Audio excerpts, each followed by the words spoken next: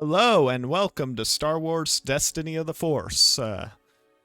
This is session 2 of the campaign, and last week we saw our Jedi trainees head to Tatooine in search of the shipment of Jedi supplies that was en route to their homeworld of Ossus, but got captured by pirates.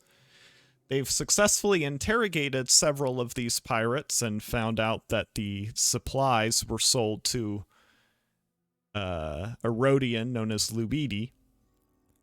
But due to a sandstorm in the desert of Tatooine, they got separated, and at present, Talia, Sedani, Kadas and Castum, along with their companion Venata, have found transportation and are making their way toward the city of Mos Espa,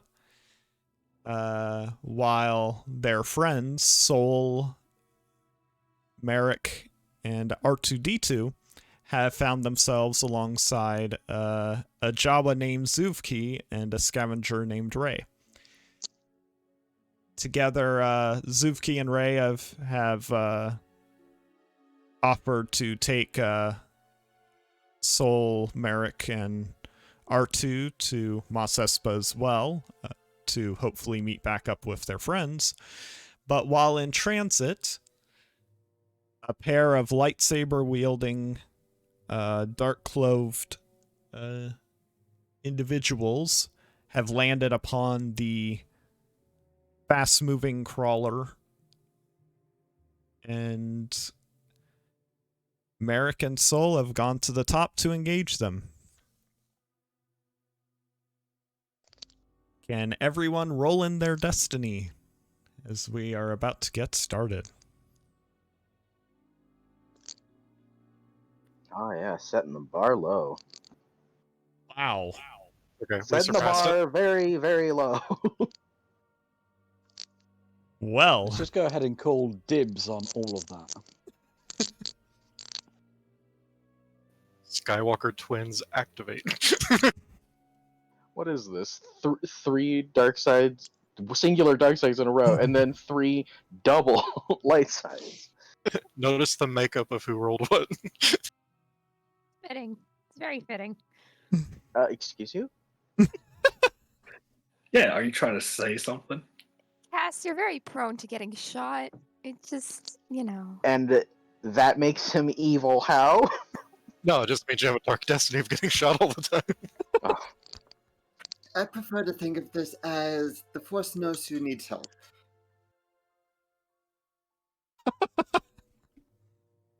all right. Well, I mean, not wrong. okay, so with the twin suns slowly beginning their midday rise in the distance, this brown armored, multi-legged, fast-moving crawler going across the desert, piloted by a slightly individualistic Jawa. We see a gold saber and green saber clash as a man identifying himself only as the Revenant has engaged with Sol on top of this fast-moving crawler. Can I get initiative cool rolls for Sol and Merrick? Of course.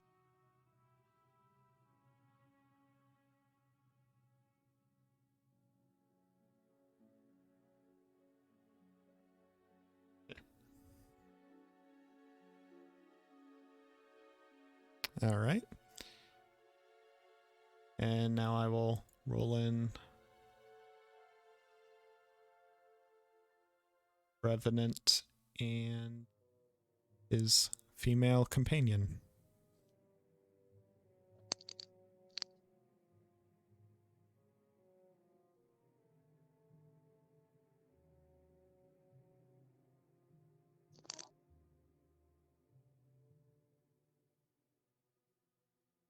Good on Merrick so far. And These people have nothing on Abeloth, so. and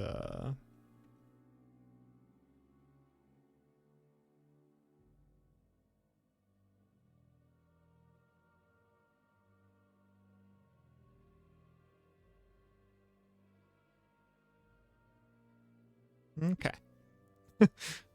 So Merrick goes first, then they both get to go before Sol. Okay. They both have their lightsabers drawn. Yeah. Correct. How far away are they? I assume you are at short range of Sol, closer to the opening, the hatch. Mm-hmm. Okay. The Revenant is engaged with Sol, so that would be short range. The red hair woman with the double-bladed blue lightsaber would be I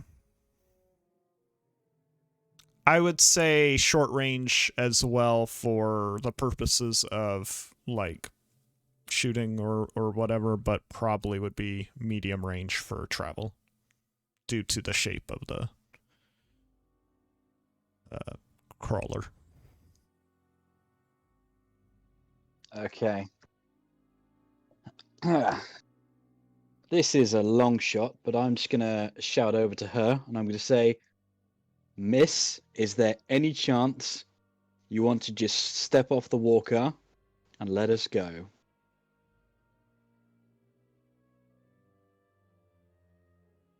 That a charm check? Yeah, why not? All right. 1 red, 2 difficulty. Go ahead and put 2 setback on there as well.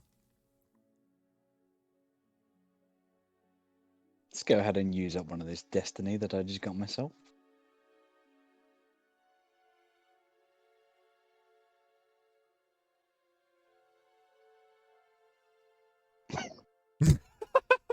Also, I was about to say I forgot that she has nobody's fool too, but that's actually probably going to help you here.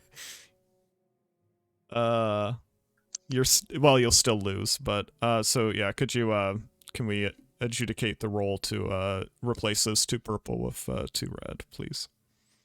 Okay. So net improvement of 1. Woo!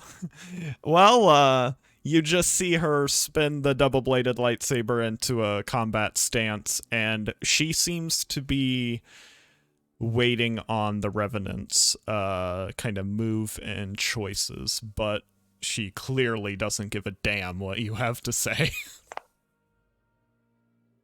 Okay. Mirror will just quickly shrug, quick draw his blaster pistol, and take a 2 strain to aim twice.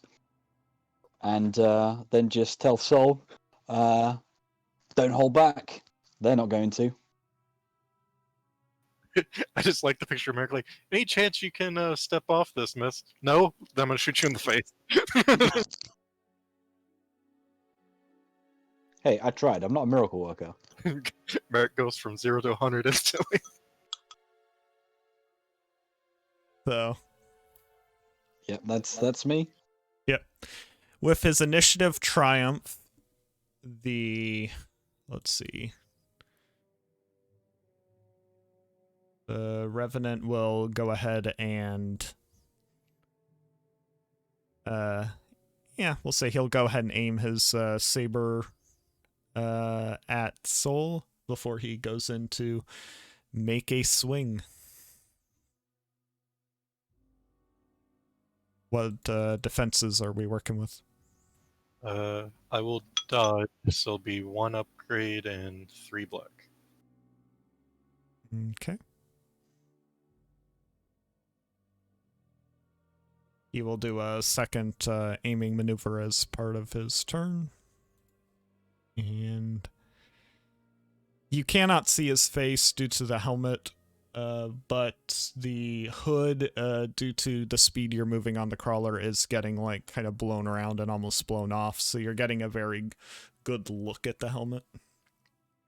It's, as mentioned before, kind of a strong silver and red. Not really meant to look, I'd say, inherently terrifying, but due to the presence of how the Revenant seems to hold himself, it definitely takes on a bit of a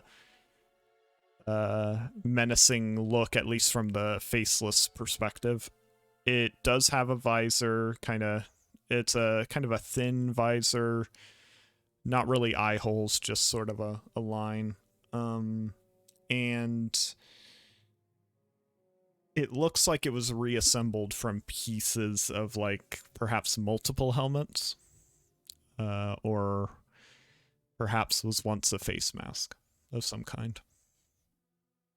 But it looks very secure and protected now, and you get the impression that the way it's hooked into the armor and the way the other cloth is over the armor, that there's the possibility that this is a vacuum sealed suit, or capable of being vacuum sealed. Okay. And yep, and now with his gold blade, as mentioned last week, kind of moving his stances and the way he's fighting definitely seems like someone who was trained to fight with a lightsaber, but not by the Jedi.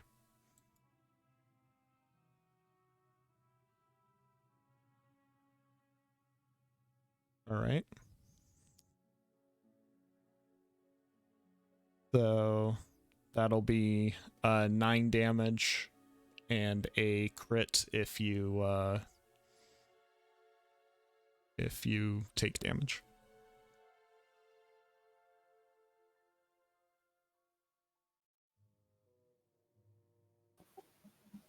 Ooh. And do you have any criticals already? Yeah, I have 2. It'll be plus 20. Okay.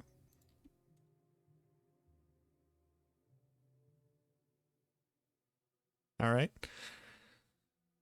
So yeah, as he comes in, he takes a swing at you.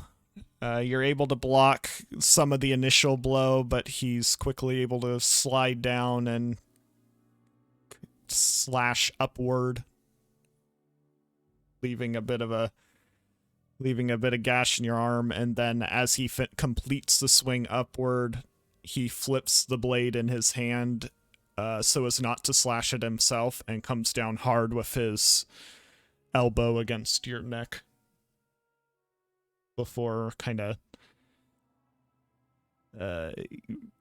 shifting in enough way to give himself enough room to block any counterattack that may be coming from you.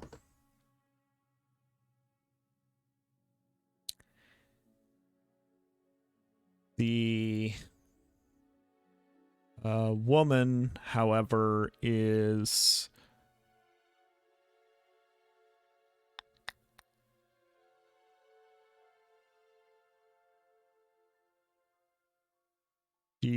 going to hold action for Sol.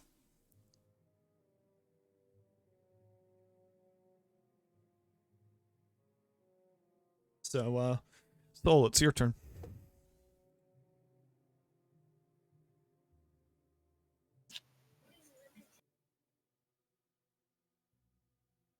So, Sol, after taking the hit, he just sort of like, with his lightsaber held to his side, just sort of is like shaking it off, and looks at Revenant, and it's like, that was a really good hit. I can tell that you're very skilled, especially against an already injured opponent. Is there any reasoning on this attack?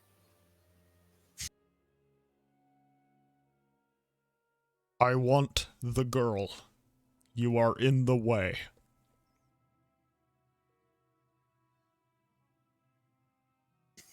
Well, I believe she does not want to go with you, so I guess you'll just have to step over me. And then he'll return his attack. So it's a defenses. She will leave with me, or she will be destroyed. Adversary 3, defense 3.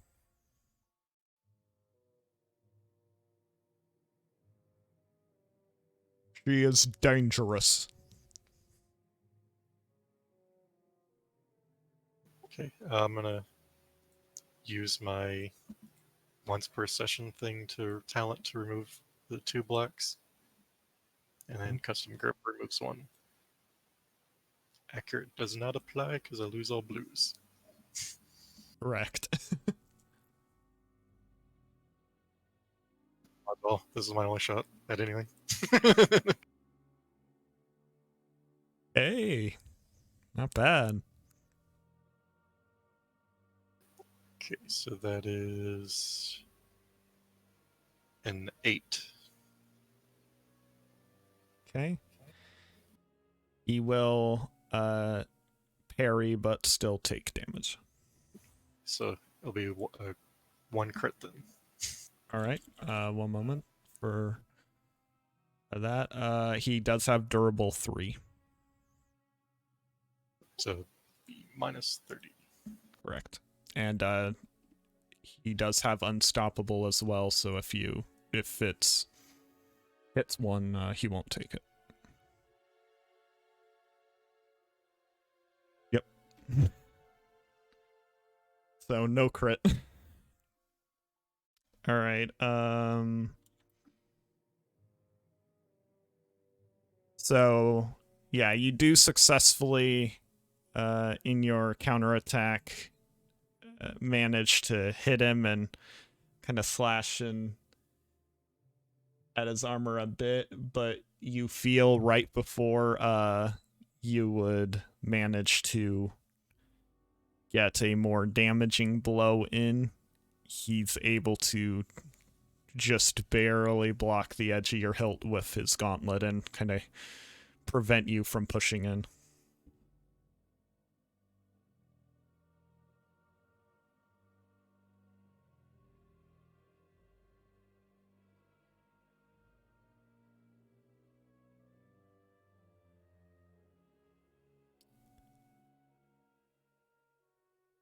Let's see. As for the woman, she will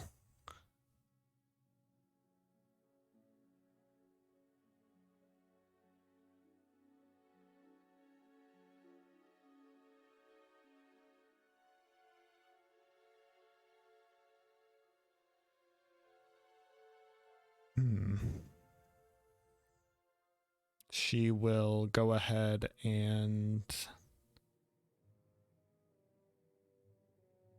take a maneuver to make a force leap to attempt to leap over the 2 of you fighting and engage Merrick.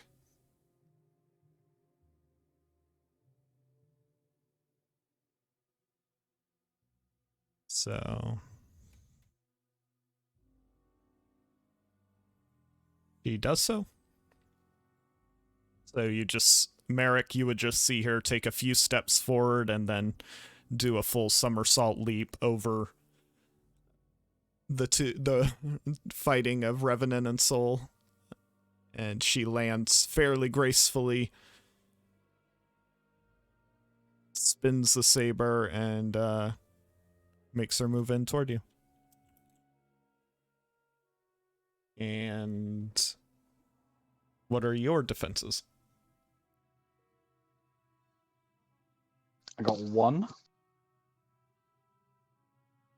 1 black. All right. Hold up now, miss. There's no need for this to get confrontational.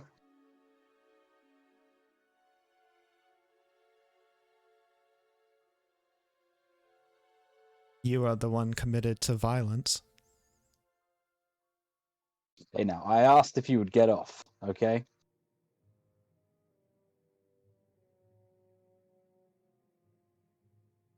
She will deal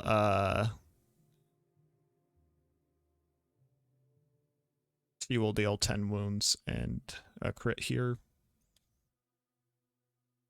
So you don't have any way to mitigate that. I think you'll be down as well. I have cortosis armor. Oh. Dun dun dun. But that is still a crit. Yeah, okay, So- that's fine. Okay, so I'm just gonna, any- throw up my sleeve and catch the blade and be like, ah! any existing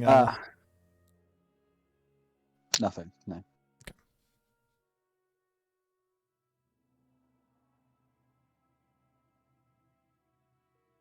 So you manage to catch the blade with your arm, and unfortunately for you, it is a double blade. So as you do so, she still manages to overpower your strength just enough to slash the other one into a weak point in your in the armor in your side. Not a particularly deep wound, but enough that moving around has gotten significantly more uncomfortable.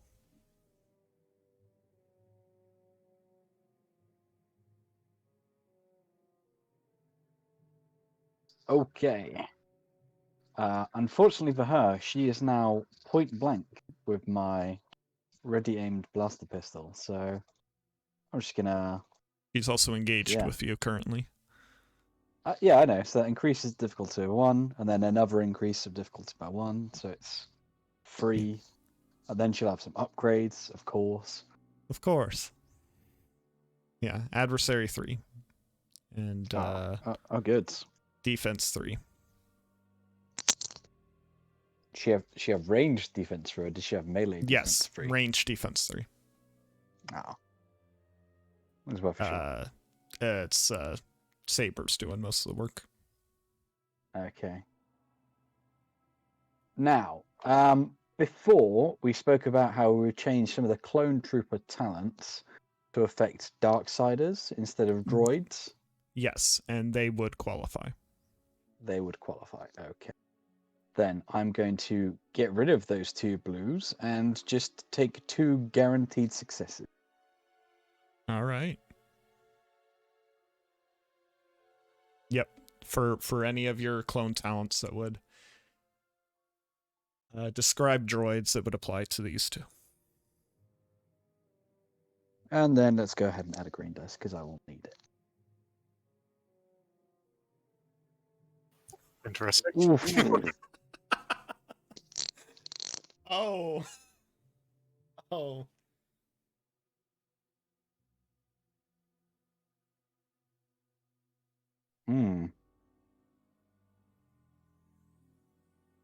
How do you want to handle the triumph? What'd you be looking to do for triumph? Ideally, knock her off the walker. Okay. That's like best case scenario. And I'm perfectly happy if you want to use that despair to say that I go tumbling off with her. Yeah, I was gonna say, I feel like you know where this is going. Yeah. Alright, so yeah, as you begin to fire while engaged with her, having just gotten hit by the blade, he's able to just move quickly enough, despite how close you are, to avoid the shots. But as she goes to block one of them, the flash of the light of the blaster from being blocked by the blade kind of catches you both off guard, and you react slightly more quickly and make an attempt to push her off of the crawler. But just before she's able to begin to fall off, she's able to grab hold of your belt and pull you with her. You get the impression she was trying to pull you to keep herself from falling off, but your combined weight was too much, and the momentum carries you both off. And yeah, go ahead and make a athletics or coordination check. through the binoculars, she saw you throw those other two guys off, so she's like, I need to train for that. Oh, they are both terrible. Okay. Yeah. Once again, it's 2 difficulty. It's just fall avoidance. Oh no, it's 3 difficulty for me because I'm in agonizing yeah. pain. Correct. You are right. That's not too bad. Yeah, what agonizing pain? All things considered, could be much worse. So that'll be 7 wounds minus your soak and 8 strain minus your soak. Still gonna knock you out, but less than. Oh no, gets you right there. Right there. Right there. Sorry, I forgot you were 5 and not 4. All right. Okay. And she will attempt to do the same.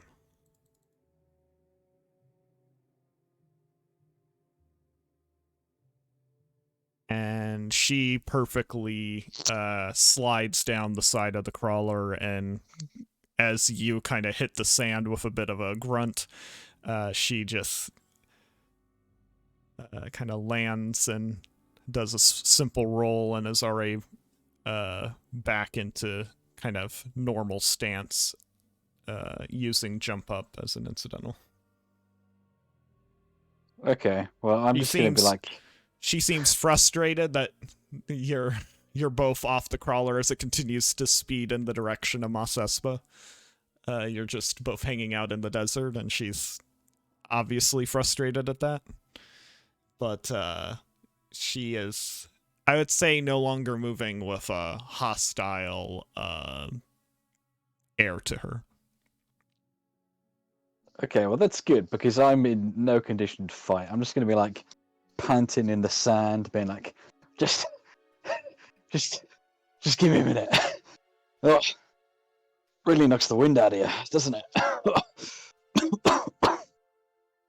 And then we cut back onto the crawler dramatically as lightsabers clash once more. I was like, do we take a brief second to just look at both? We both look at the same time. Yeah, I would say as you like clash your sabers, you kind of notice it, and you notice a moment of concern from the Revenant, but you see him quickly like come to the assertion that she's okay, as you're both kind of looking off, and I imagine you would as well, seeing Merrick kind of moving. Mine's more concerned of his long-term health. Yeah, but I meant, like, she lands so kind of gracefully that you can tell the Revenant's like, oh, okay, she's fine. She's just not here anymore. And so I would say that in addition to your initiatives, that also kind of goes with him being the first to attack again.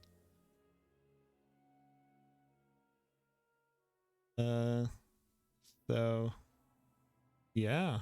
So we're still going with the same defensively? Yeah. 1 dodge and 3 defense? Yep.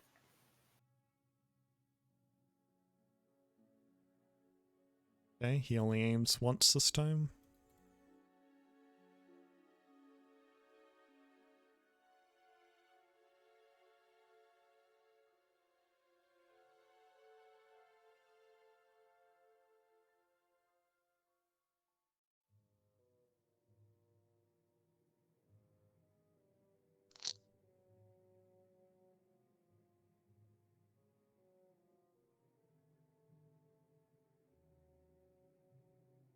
Ooh. You have improved? No. Ah. Alright, that'll be, what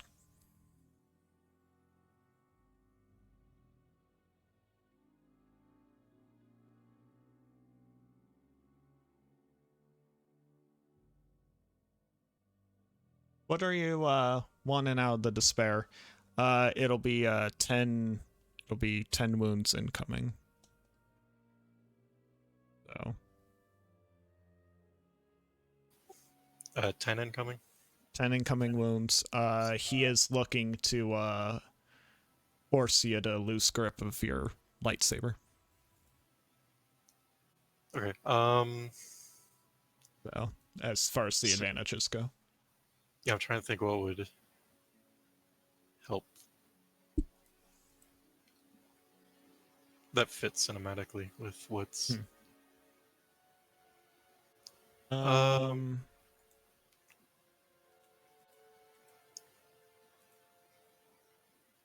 My plan was I was going to try to use my Ascension pistol. I was going to quick draw it and use it. So is there a way that, like, he strikes me and, like, as I go down, I fire it in a way that, like, would entangle him to, like, slow him down even more? Like, so he has to get out of that or risk going off?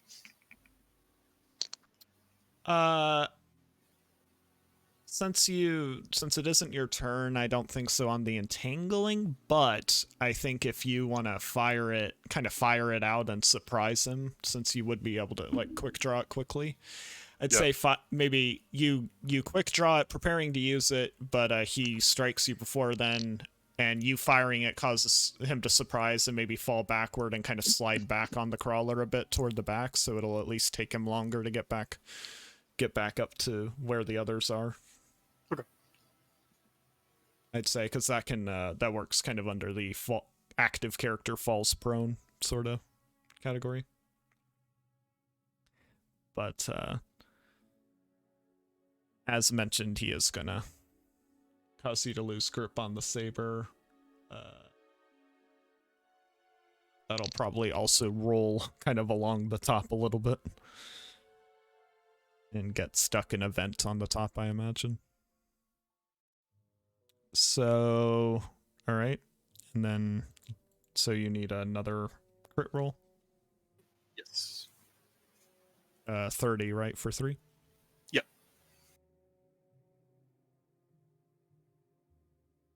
Well, it is a bit of a confidence killer, so. Yeah. So yeah, he manages a slash on you that causes that to kind of play out just as you're kind of losing consciousness and falling down, still just too injured from the events of recent weeks. You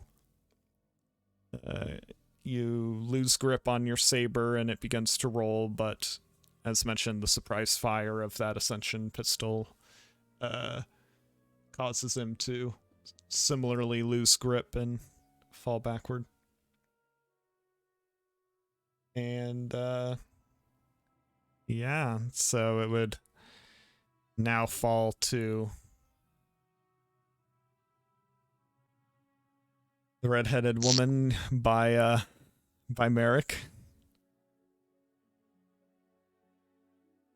She just kind of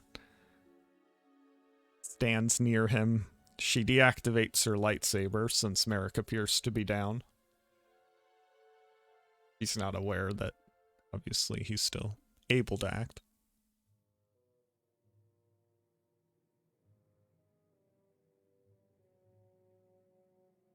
You just kind of...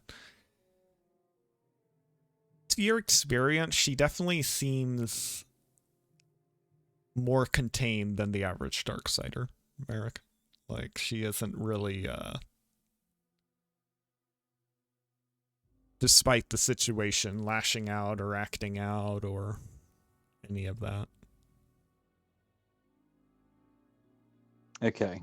Kind of an intense focus coming off of her.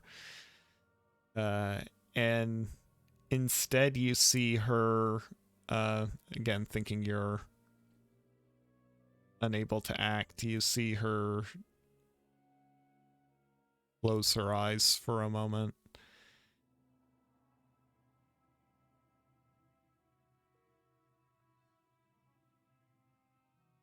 Use the Force to do something.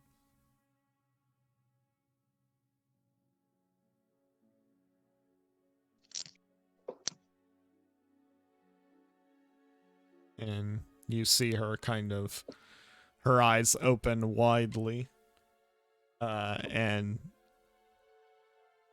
turn her saber back on and spin around as a speeder is making its way through the landscape. 6-person speeder, currently carrying, let's see, that would be 5, I believe. As the rest of the party, plus Venata, is making their way toward Mos Espa, and in their sight line as they're flying through, you see a dark-suited woman with a now activated blue lightsaber and an armored man that looks a lot like Merrick hanging out in the desert. Were we expecting Jedi reinforcements on this mission? So it just kind of turns to ask whoever. You know that we weren't. Is that a Jedi? Banata asks. I mean, blue lightsaber? What else could they be?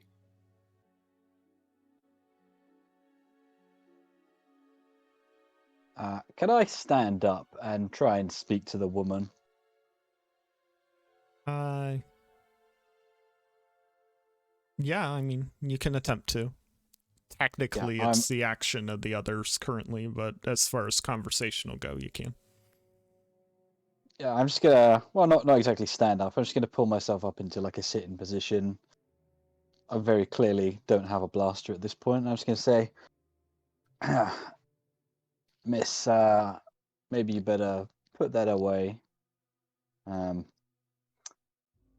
You can't really fight the desert. You'll need their help to get back to Mos Espa. I'm a survivor. I've no doubt you are, but the desert is tough, okay? And we don't have to fight. We can help each other. At least until we make it back to town, okay?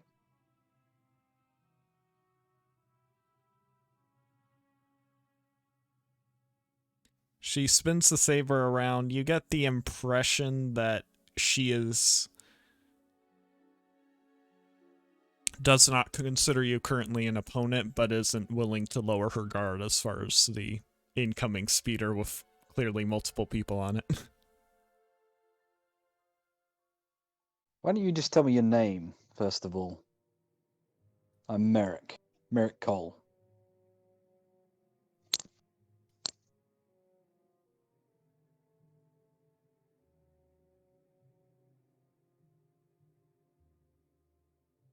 I am no one of importance. And she would look back out at the speeder.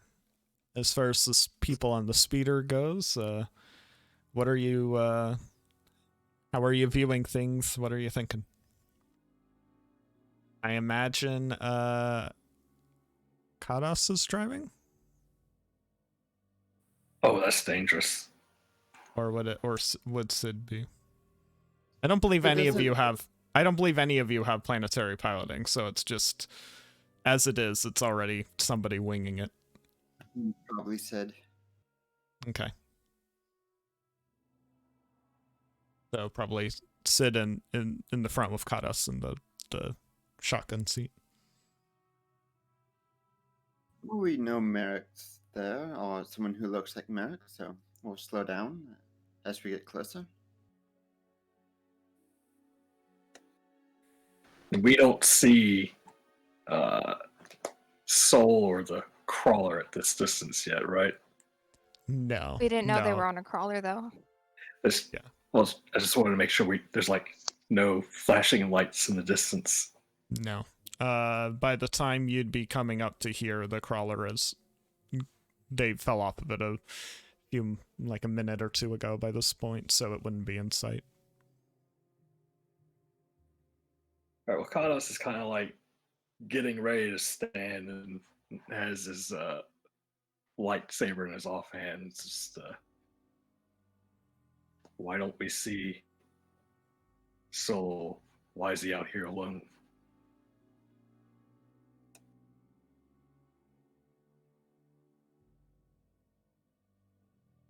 We've. Good question. Although I'm not going to object if we trade Sol for whoever she is. She looks pretty. Anyway, we'll just come up to a stop here. So about how close to the pair of them do you stop?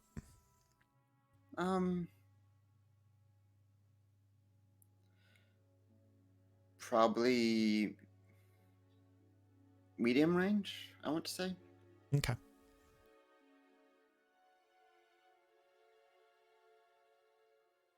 Yeah, she continues to move rather defensively. But otherwise seems very calm, Merrick. Like, very prepared, but not, definitely not an aggressor, I would say.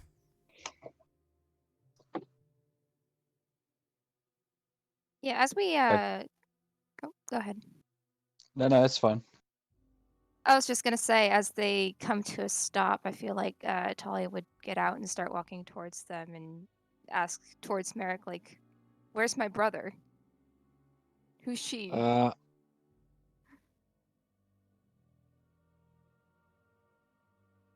This lady's just a wanderer. We found her in the desert. Your brother's gonna head to Mos Espa.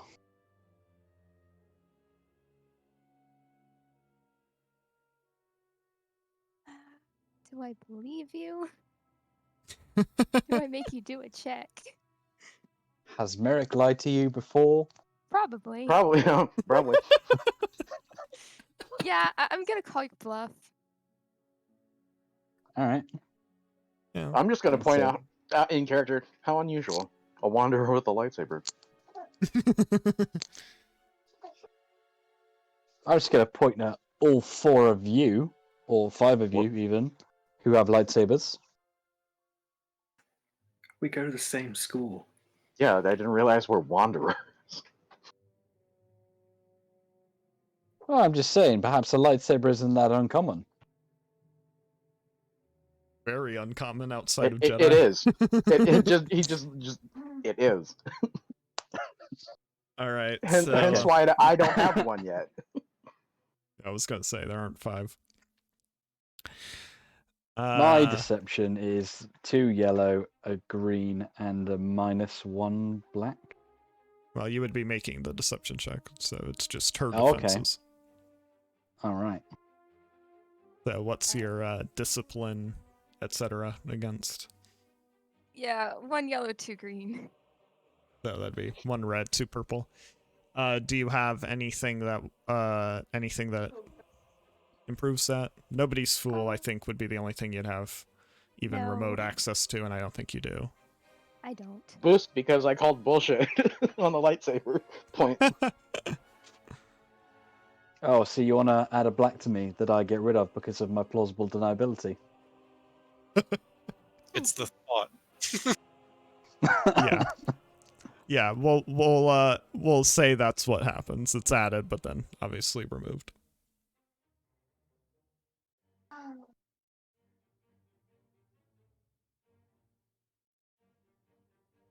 Merrick takes a strain, but otherwise keeps his cool in the face of his Jedi friend.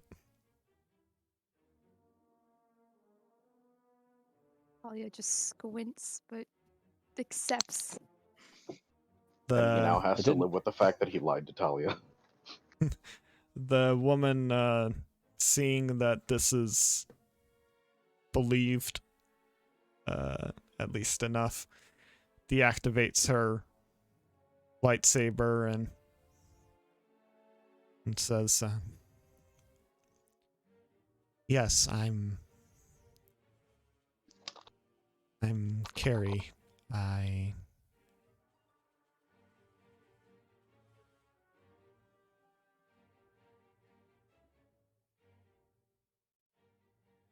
was just helping Merrick here.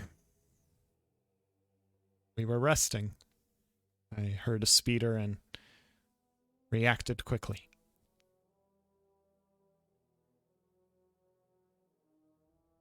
Then I suppose I should thank you for coming to his aid.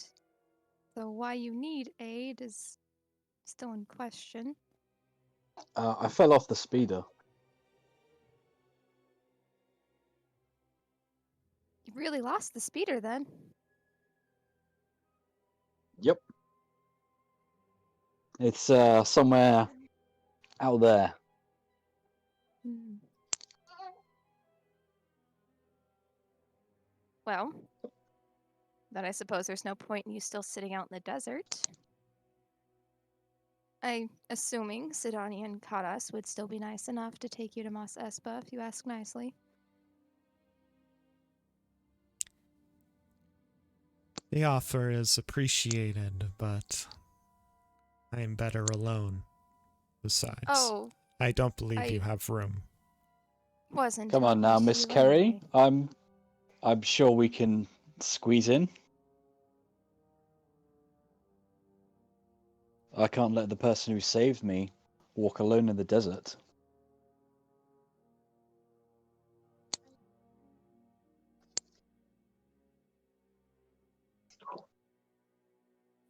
About how far are we from Mos Espa by our reckoning? Not long. Within an hour, probably less. Connors will probably just holster his saber and just kind of impatiently tap his fingers on the speeder. We have to catch up with that pirate. We can't sit here and just shuttle around Folkvoss in the desert all day. Mr. Ordo, I thought you wanted to know what it means to be a Jedi, to know what it means to be a Mandalorian. Would a good Jedi leave a wanderer alone in the scorching heat? A good Mandalorian would if they said they can handle it. People live here, Merrick. Unlike the people that live here, she's in a mostly skin-tight black and silver mixture of leather and armor. That just means she clearly knows what she's doing. I don't think she's a native. Doesn't look like any Jawa I've ever seen.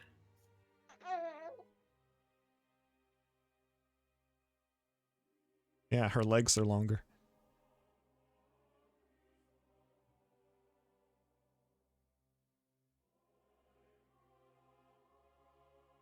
Yeah, if one of you wants to convince her to come along, you're welcome to try. Otherwise, she's going to stay adamant to staying there and letting you all go off. I'm going to appeal to Talia's good side. Surely she Oh. wouldn't let my savior, like, swelter in this mad heat. You're right. Carrie, you are welcome with us if you want to come to Mos Espa. It's not that much further. And if we're heading the same way, then there's no point in you walking it. We don't bite. We may be young and maybe a little bit foolish if we end up in the desert, like Merrick here. But we know how to handle a speeder.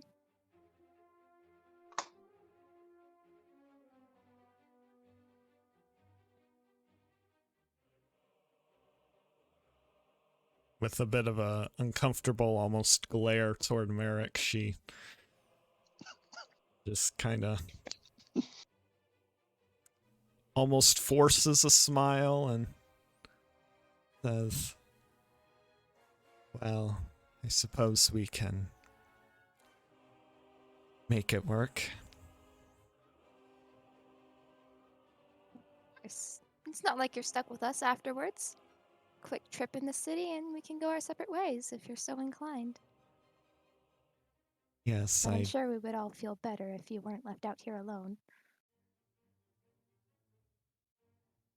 Yes, I do believe, and she looks at Merrick again, I do believe I now have business there.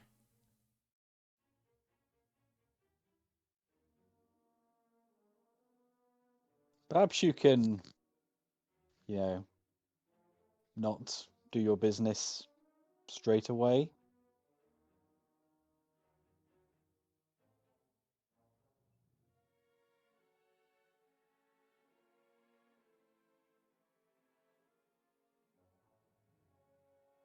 And she just kind of rolls her shoulders backward and walks toward the speeder.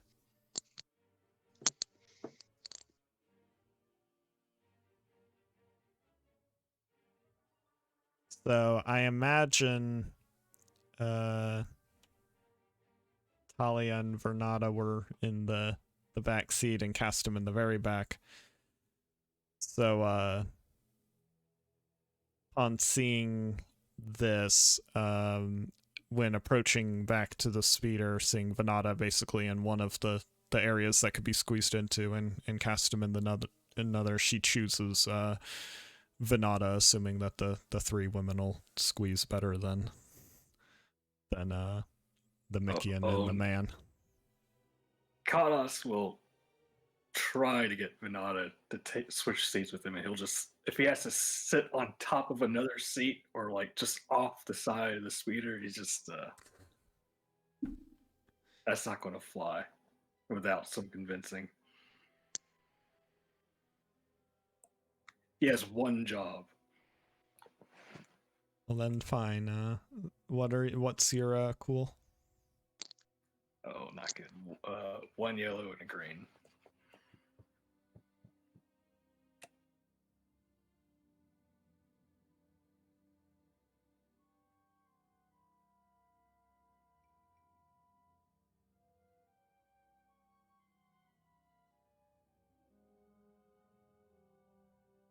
Vernata just puts her hands on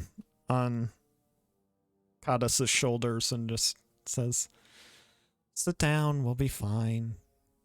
She helped Merrick." Yeah, don't be so paranoid. Obviously, we can trust her. He's another lightsaber user, and if Merrick can vouch, then it's only an hour.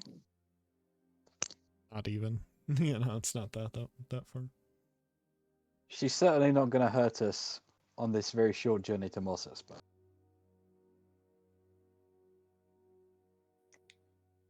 And Kana's just very annoyed and grumpily settles back down. And plus, Vernata is basically behind you seat-wise, so as close as can be. I mean, worst case, we just toss her off the speeder. Like, it's fine. Yes, but just never mind.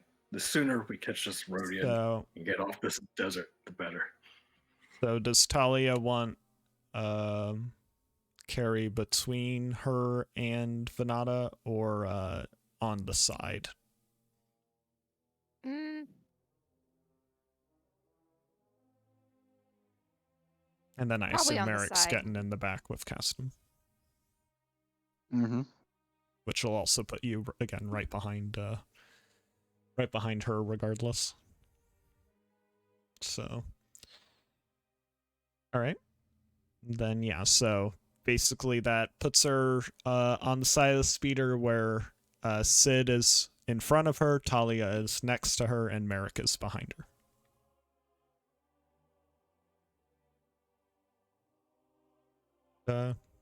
And Sid yes, I just see. flashes her a smile as she takes a seat. You want that attached to any kind of check or just a casual smile?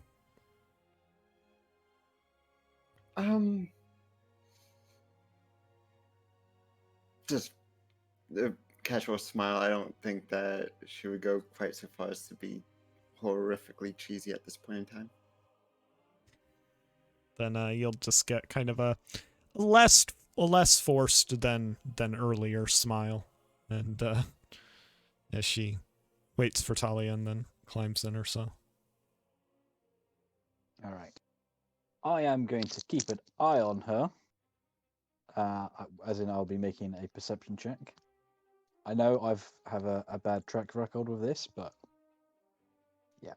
I'll keep an eye on her until we get to town. All right. 3 difficulty.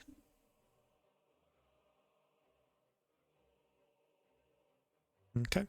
So she Oh, cannot do anything on the trip without you noticing.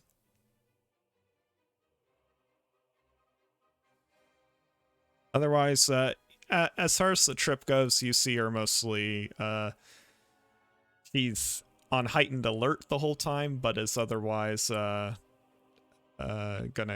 seem to get into sort of a meditative state. Again, you feel that she's very just calm.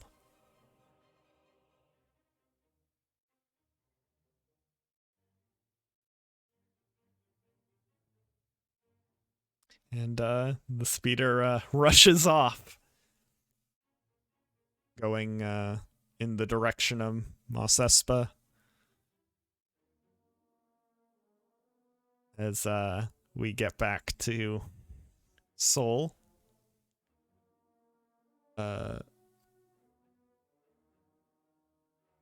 Sol, can you please register the benefits of a stim pack?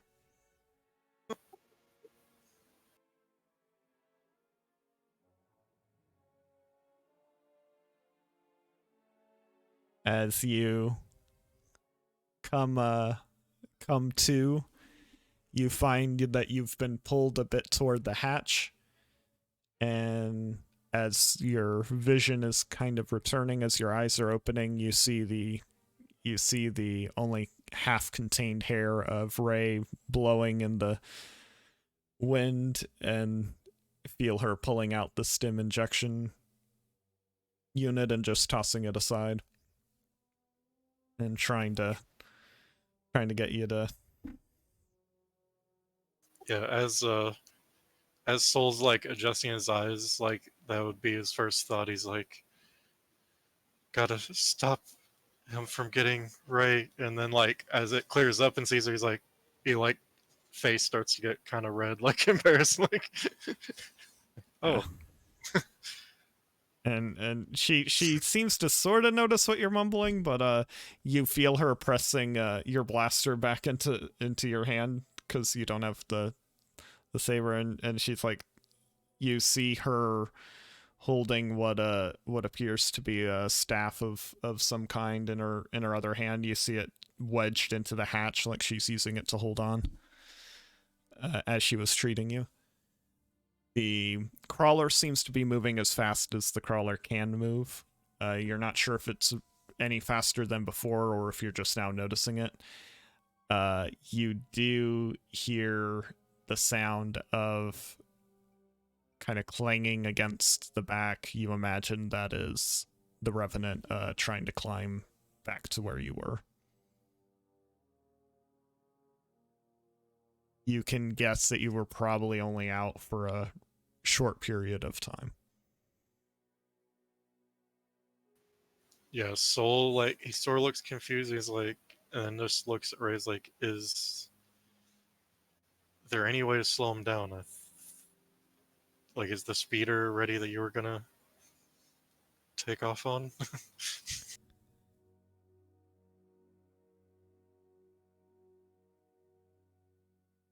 The pirate's on the sled, but I couldn't let you defend us and not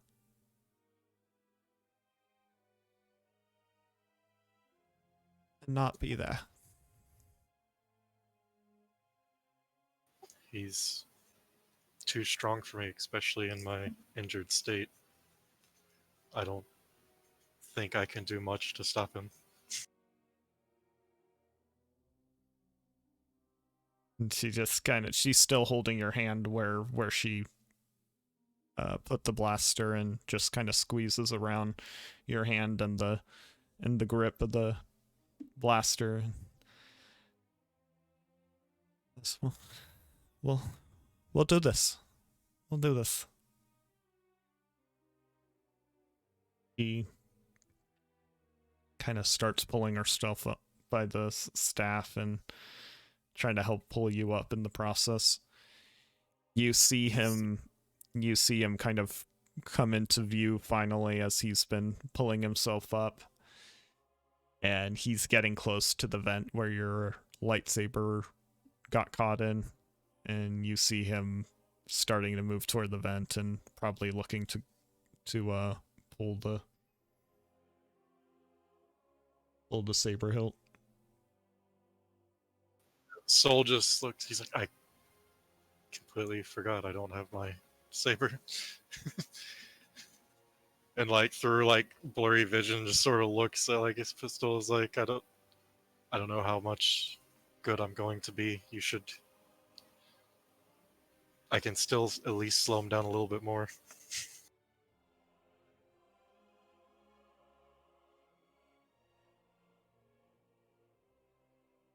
He can knock that pistol. He gets no benefit from the accurate right now. That's why I said blurry vision. She just sort of grabs like hold of your arm as best as she can and is pulling you and says, "We go together." Sol nods.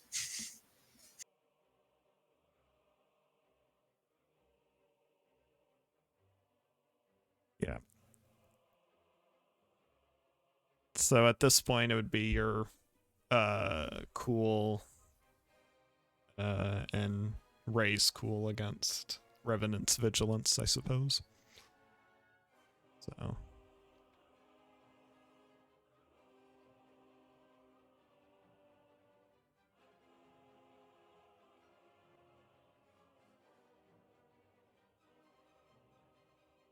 Mm. I feel bolder. Yeah.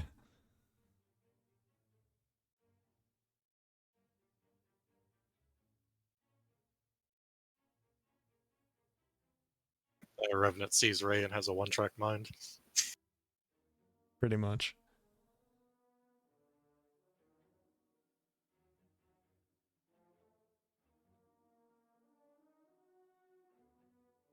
Yeah, you hear him kind of shout out and stop. And over the wind, you hear that.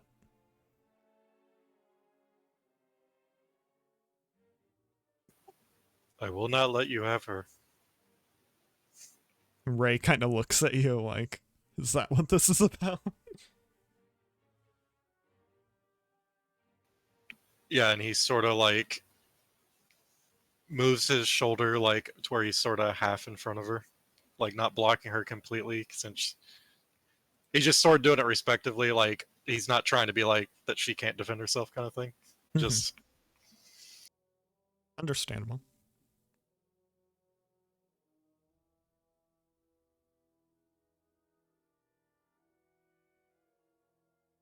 you can still end this and walk away. He pulls your saber hilt from the vent and stands up more straight, passing up over the vent and slowly walking toward you.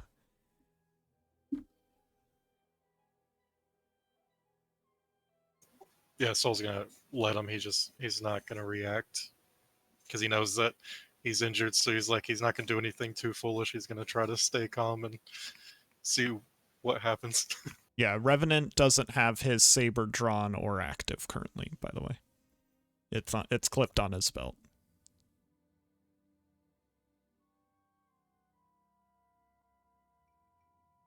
Yeah, Sol just maintain his composure because he knows he only has whatever decision he makes. He only has one decision to make.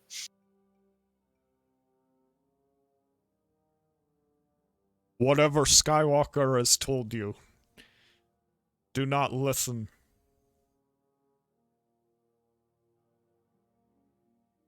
You are special. You need a teacher.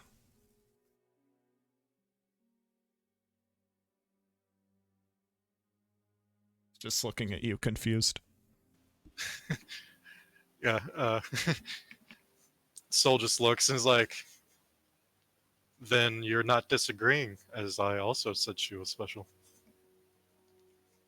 But still confused of your aggressive tactics in this. Without proper teaching, she could be dangerous, destructive. I can show her the right way. As far as I'm concerned, you guys showed up and proceeded in aggressive tactics and destruction. That's not much of a teacher.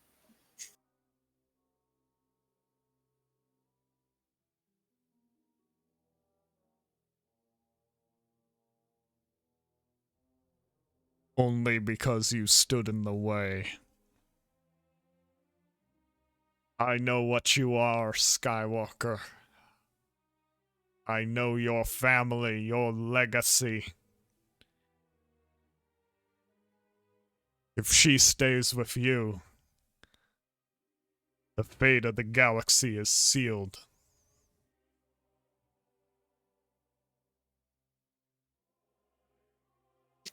I've never said she had to stay with me. It is her own mind and her own decision of where she goes.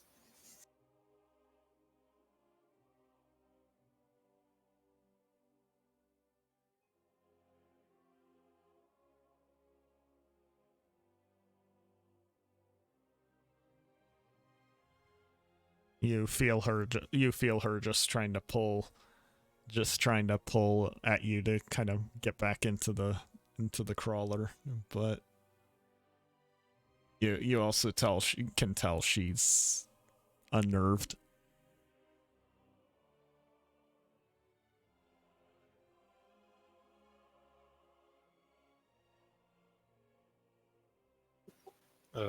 Sol look at Revenant and just say, you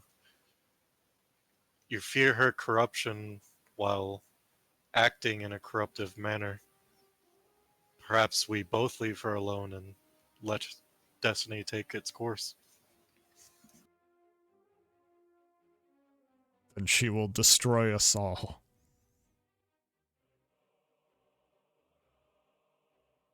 And while Sol's saying that, he's going with whatever Ray's doing. So if Ray's pulling him down, then he's not resisting, but just doing it slowly. Yeah, she's at this point has the hatch fully open and is just trying to slowly climb down into it. But yeah, you would still be out.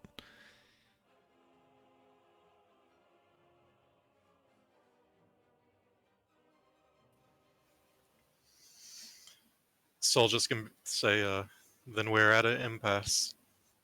And Sol's gonna drop down and rush to the controls to try to... he wants to stop... He knows it'll do damage to the walker, but he wants to stop the walker abruptly so that the momentum will force him to have to either hang on or mace in the Revenant to more defense... whatever happens. Yep. Okay, so as soon as Ray is inside, you quickly react and drop down in. You hear Revenant shout, "No!" and begins moving forward. You get the impression he almost can sense what you're trying to do. And yeah, you drop down in and move to the controls. You have planetary piloting understanding. You have an idea of what you're looking for. And yeah, make a planetary piloting check against 2 red and 2 black.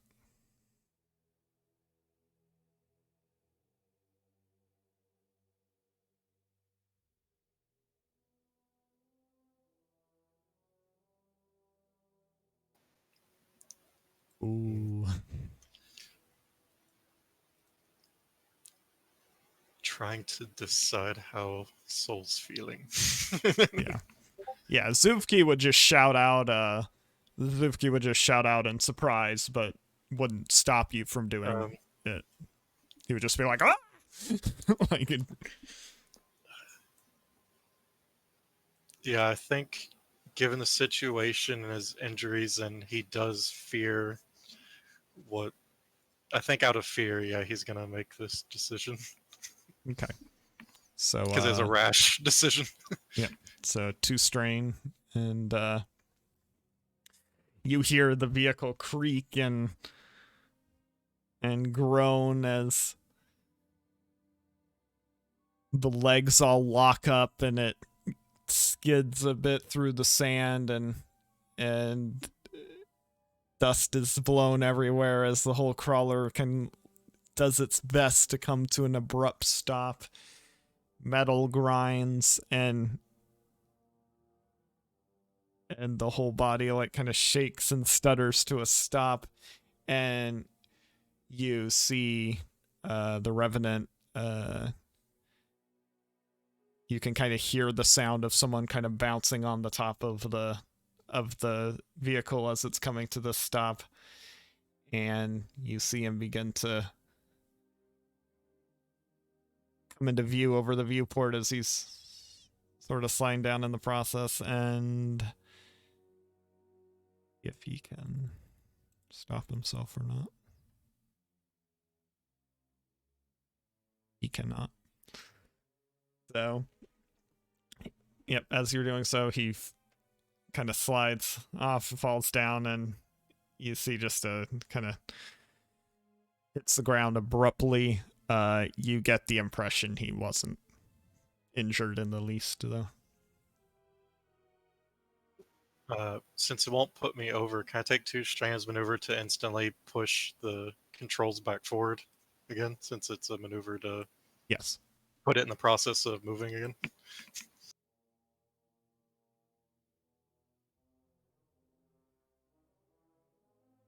And Sol just gonna look at Zufki and be like, "I'm so sorry, Zufki," as he looks at sparking wires and stuff. Probably. Yeah.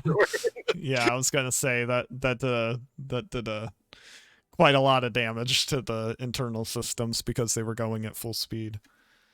But he tries to take control again, but the vehicle is definitely moving more awkwardly now.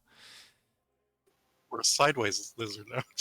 Yeah, but he does manage to keep the crawler back and moving again. It's just every time, like, it feels like every 30 seconds to a minute, it sounds like one of the legs, like, hitch up. And so the whole vehicle kind of shudders for a moment.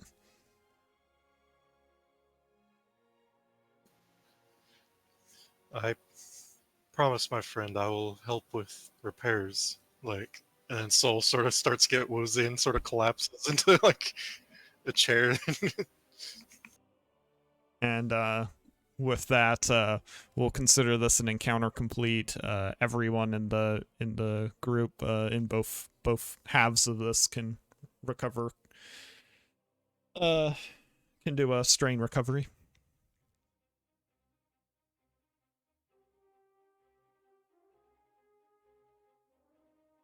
The chair was comfortable.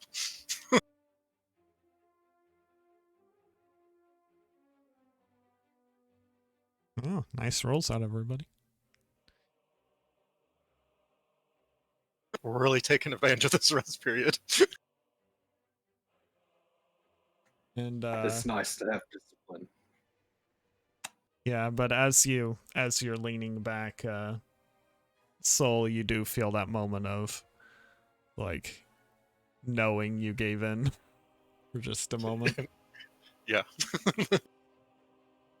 You lost control for a moment. Yeah, Sol would look at Ray and, like, he would have that, like, embarrassing, like, look on his face, like, like he knows he did something wrong. And it's obvious on his face. That was Carrie's strain clear for everyone's knowledge. Not any sort of anything else.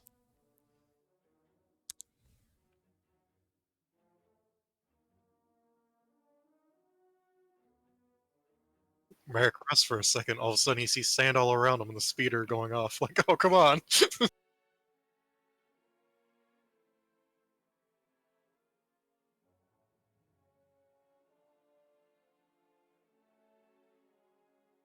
Yeah, she's very relaxed.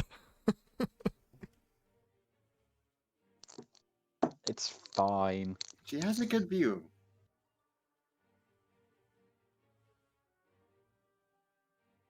I mean, her view is mostly hair, but yeah.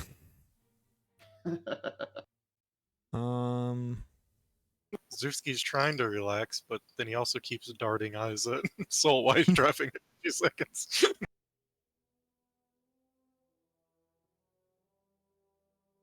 And then lastly,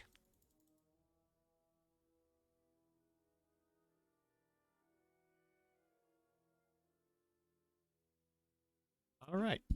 And with that, we will take a brief intermission here as both parties make their way into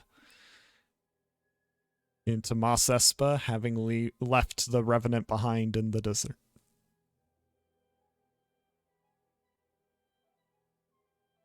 So, see you in just a minute or two. Okay, and we are back. As the speeder carrying most of the party, along with one unexpected and unusual guest,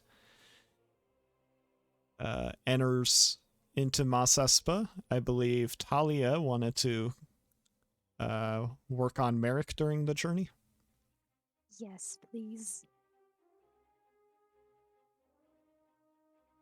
Okay, And so if that I would be steal Merrick's medic bag, that doesn't give me a boost, right?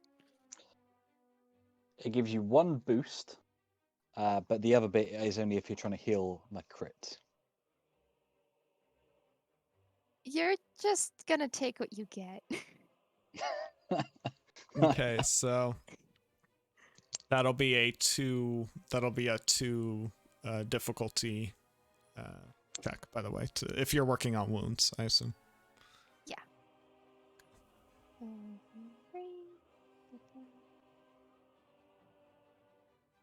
Wow. Yeah. Well, how many ranks in surgeon and physician do you have? I have 2 ranks in surgeon, 1 rank in physician. Okay, well then, Merrick, that's 4 wounds and 2 strain. We're on a moving speeder. No, I'm not complaining. It's not the worst. It's a better job than I would have done. Generally speaking, any medical check that's 3 or higher is okay. Since that's the average for any real healing. Mm-hmm. So, yeah. All right, then so you guys begin to float in. The best way to describe Carrie is meditative. Even if you tried to speak with her, she probably didn't speak back or gave as little of a response as possible. And she seems to be trying to keep aware of something. Like in the Force, trying to keep an awareness.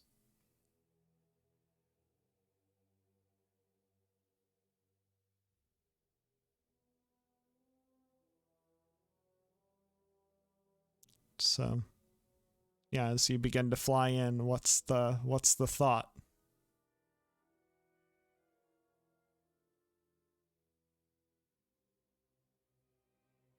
Amongst the group. Well, Do we have a position within Mos Espa to aim for? I think we talked about the Cantina to find the Rhodian, but was there anything else? His name is Labidi. You've discovered something while away. You sound surprised. Yes, before we crashed our first speeder, yes, we caught up to some of the pirates, and not exactly interrogated, more just kind of chatted with one of them over, my flask, and he revealed that he was working for a Rhodian named Labidi.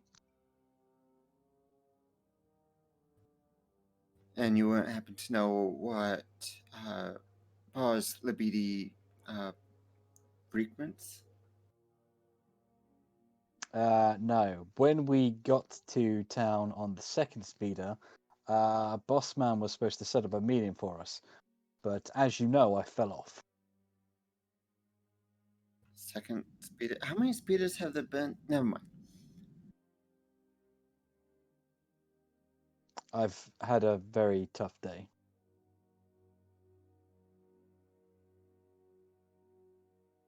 Eventually, Well, Carrie speaks up and says, "Well, perhaps to repay you for your kindness, I can travel with you for just a bit longer. Find this Rhodian with you. Then we can go our separate ways." Happy to have you along. Why not? Of course, it's always better to have friends than enemies. Especially cute ones.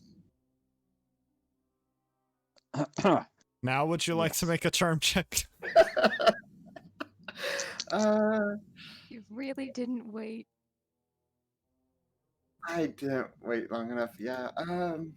I mean, it was like a whole 15 minutes. That's dedication. Not yet. Hmm? Not quite yet. Okay. I feel that was something Sid would have more muttered under her breath. All right. I mean, she's a very aware person, so probably heard it, but But Sid doesn't know that, so. okay. All right.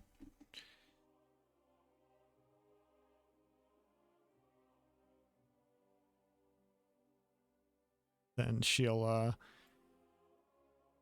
nod and say, "Well, it's settled then." And she looks to Merrick and says, "Did this boss say anything about where he was going to set up this meeting?" If I remember right, we were just going to follow him once we got back to town. He was going to lead us to the location. And he was just going to talk us up as a new crew.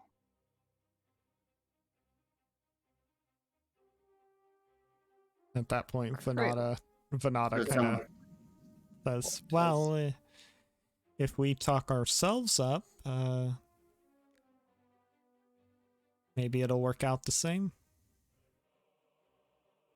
I was having the same thought. There can only be but so many places they look for groups like that. And she looks to Kadas and Sid like one of them might know.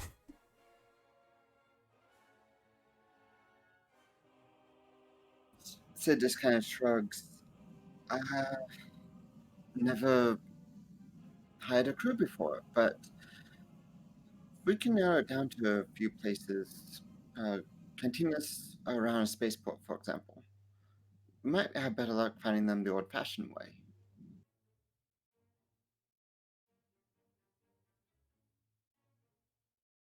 Well, old-fashioned way being more Dathomiri tracking method. The Force, essentially.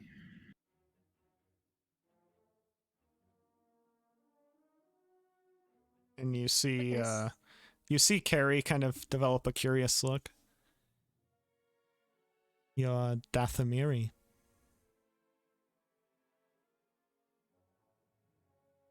I am. Don't suppose you've ever been there? Weather's a lot nicer than it is here. Fauna's about the same. "I'm afraid I've never been there, but I am aware of it, and it's curious people."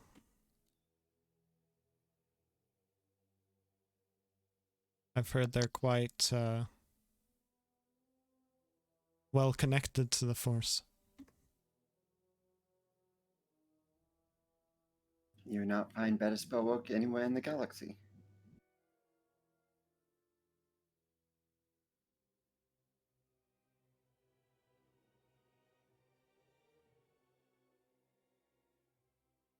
She just kind of smiles to herself and just kind of nods her head.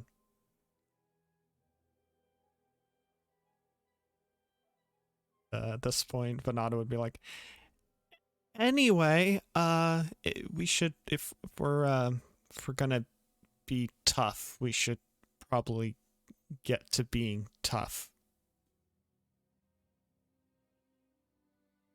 Okay.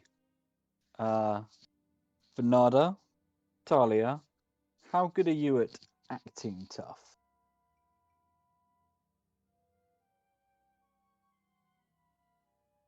I feel like if you doesn't have to ask that question, you're better off looking at Sidani. I feel like Sidani could pull off the tough better than we could.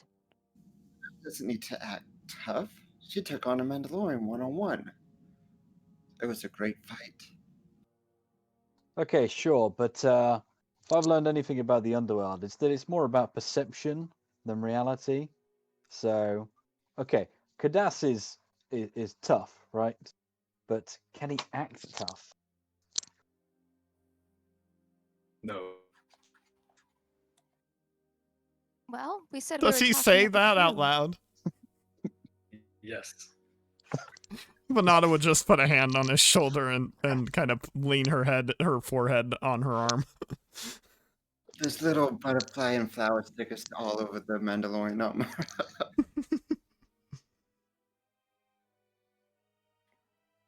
People just don't take me seriously.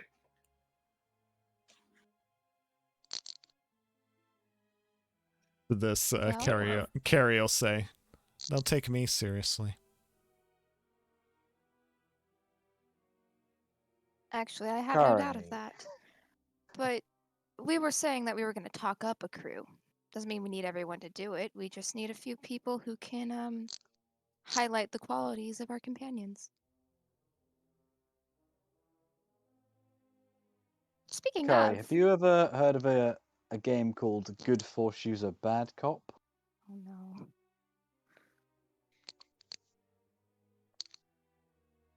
And she says, I do not believe that would be an effective tool. I've found it to be of moderate use. You would. Okay, right, shade, fine. How about, before we start to talk ourselves up, we found a place to talk ourselves up. I don't know, there's plenty of shade here.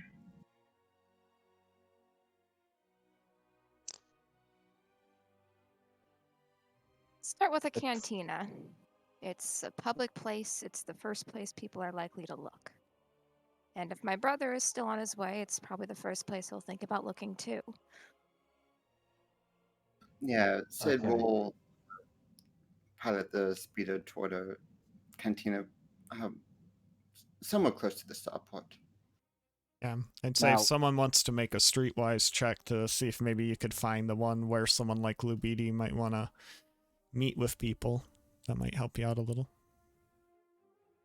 Not Yeah, me. I mean, we've apparently established that everyone in this party is a square, so... Hey now, the woman in black leather objects to that. I took all the roundness with me. I mean, I I've love got how the it's one square rank and in round, but- Streetwise. I love how it's square and round, but no edge. Oh. Alright, Merrick, you're the bad boy here. Where do we go? Yeah, I'm just gonna hop out the speeder and go and approach, I don't know, someone on the street. I'm gonna say, hey man, I'm looking to do a job. You know, spice job. Where would I go and find an employer for that?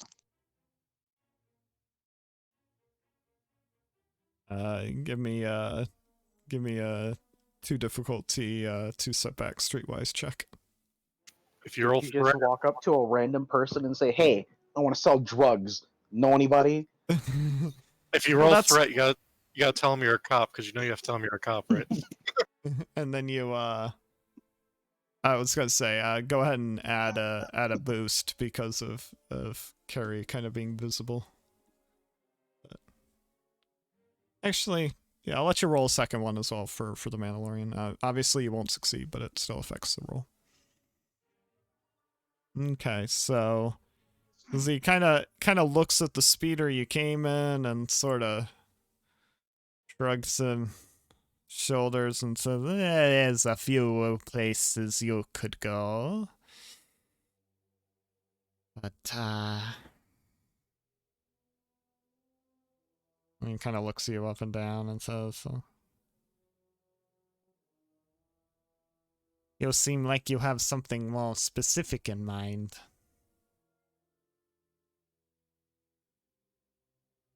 Are you looking to be hired, or are you looking for the hiree?" Does the name Labidi mean anything to you? And he kind of seems a little disgusted. Ugh. Disgusting Rhodian. He does all his work on the north side. Hut territory. Look around there. Just gonna tip my cap to him and get back in the speeder.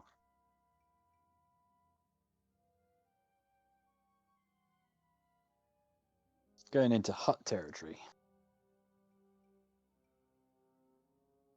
Oh, that narrows it down quite a bit. Yeah, the north side would be kind of between the main spaceport area and kind of where the pod race track and such would be, kind of heading toward in that direction. It will drive off in that direction. So, right, yep. As you all fly that area, you can definitely see the locale change from kind of more humble people to a little more hardened of people. Definitely still some trying to live their lives, but you get the impression more and more of these are enforcers or people looking to lay low.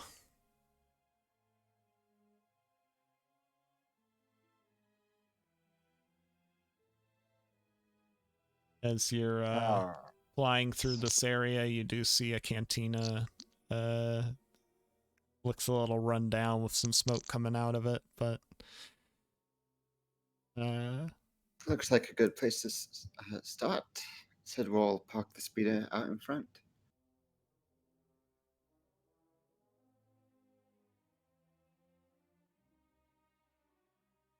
Okay. Now, before we go in, I need all of you to try and look tough. Should I leave the ropes behind? No, just like I don't know, like pop your collar, roll up your sleeves, you know? Hmm. She looks down at her sleeves and back up and just. Try not to look like a Jedi. That might be a better way to put it. I can do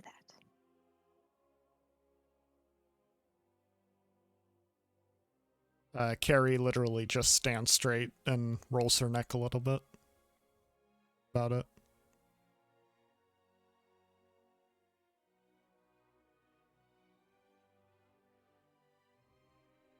You see her kind of pull a bit of material to mask the saber staff on her back. It makes it look a little more like the end of a more regular staff.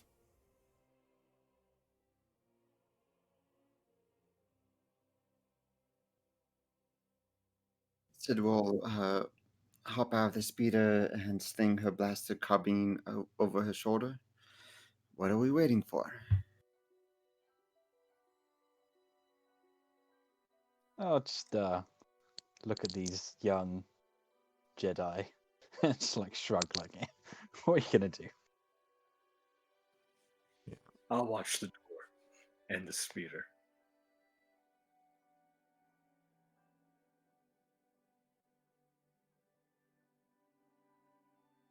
But Venata kind of tilts her head. Wouldn't it be better for you to be in there?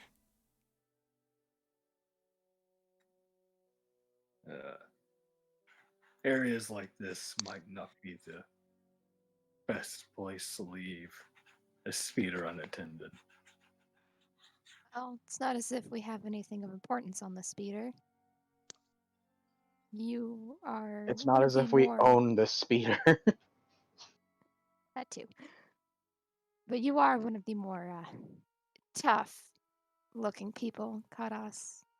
You should be inside. I'll watch the speeder.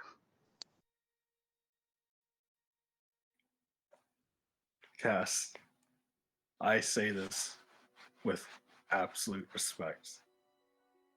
You should not be out here alone.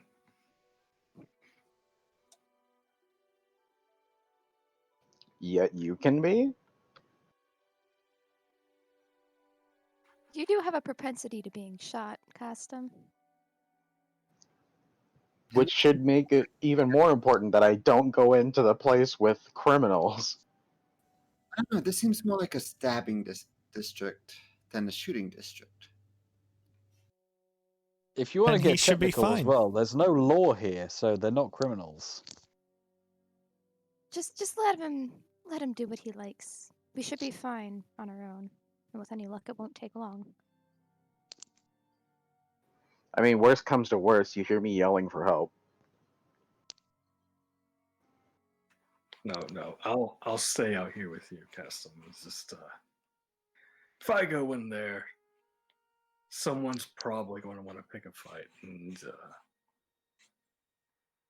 you know. Fine. Hide behind the speeder skirts. Come on, let's go. Sid just waves to everyone else. Yeah, Talia will follow. Just kind of rolling her eyes. All right. Then the rest of you will go on inside.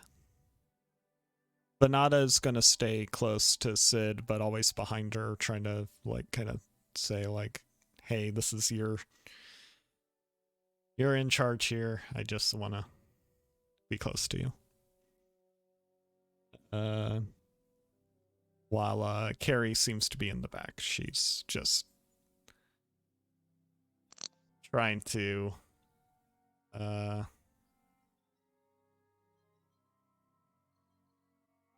loosely imply that she's with you, but also keep an eye on things.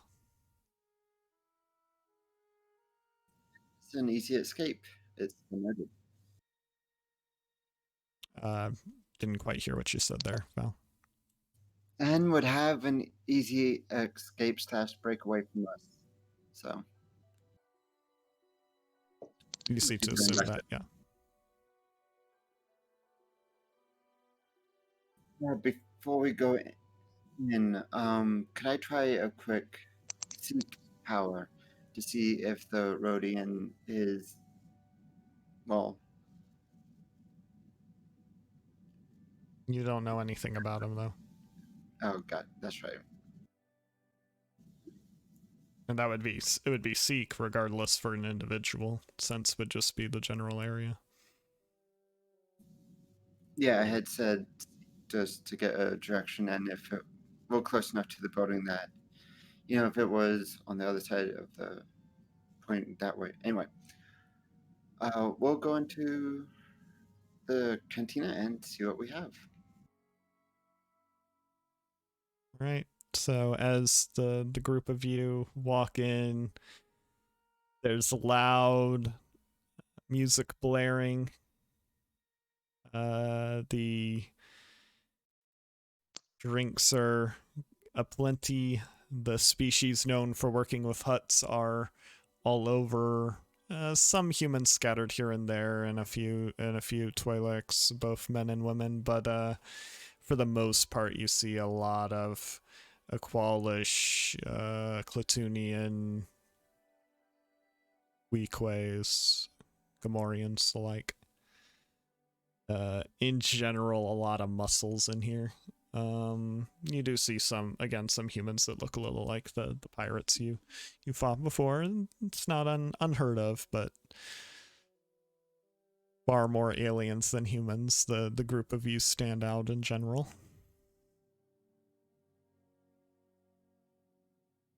We'll kick things off by heading to the bar and ordering a drink.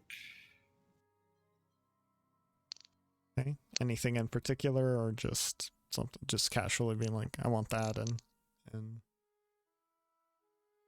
Just casually, and when she gets the drink, then she'll start asking for jobs in the area for a well-skilled crew. okay. Make a streetwise check against a 1 difficulty 2 setback. While you're doing that, what is the others doing? I'm gonna let the youngins take lead on this actually. So I'm just gonna go to the bar and get a drink and just drink it. Okay. I'll have 2 fingers of Carillion whiskey. So Merrick's taking a break. Vanada's with Sid. Kari's in the back, so that just leaves you, Talia. Yeah, so while they go to the bar, I'll probably start wandering towards a table and just try and get a survey of the bar and who's there. See if there's any Rhodians or anyone that kind of sticks out. Okay. Make a 2 difficulty perception check. It's not great, but we're gonna try.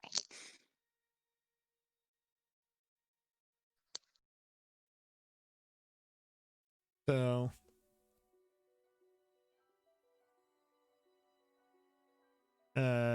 as he's cleaning his glass, the bartender looks at Sidani. Yeah, you watch some work here. Any jobs in particular?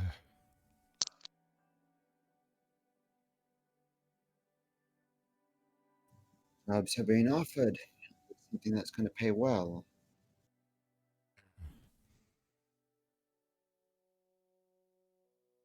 Pay is good pay.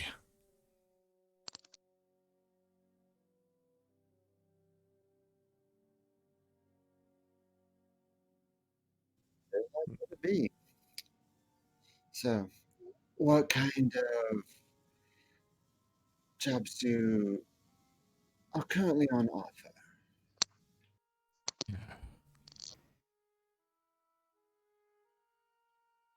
Well, just got a request for a transport job. I got some heavy cargo to the spaceport. Yeah, where to? Just a little warehouse not far from me. It's a pretty simple job. It's just some security concerns. As he's talking with Sidani, Talia, so you're kind of wandering through, you begin to notice someone who does in fact stand out. Someone wearing kind of a blackish armor with some red markings.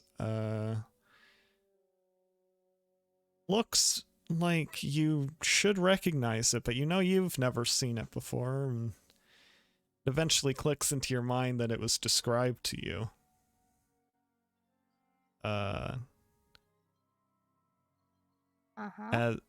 As you kind of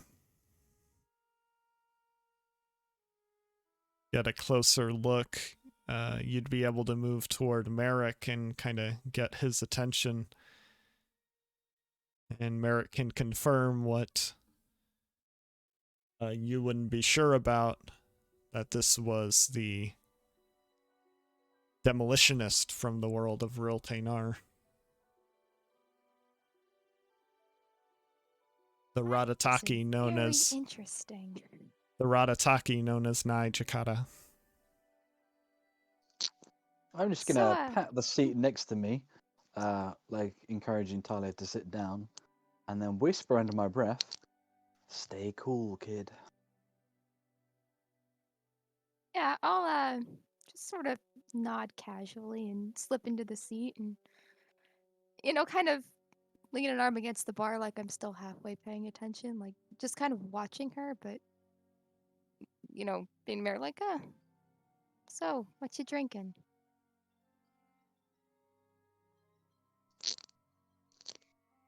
Cool world finest. Get yourself a glass. I don't think I should be drinking while we're working, Suit especially. yourself. As you say that, outside, Castum and Kadas, which of you has the better perception? I have Probably 2 you. yellow. Add 2 blue onto that, buddy. Heightened awareness. Okay. Please roll against 3 difficulty check.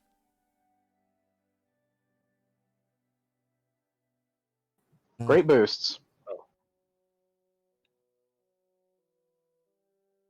Inside the cantina, you see Nye get a little looks like she tenses up and she looks to her wrist, likely at a monitor of some kind on it.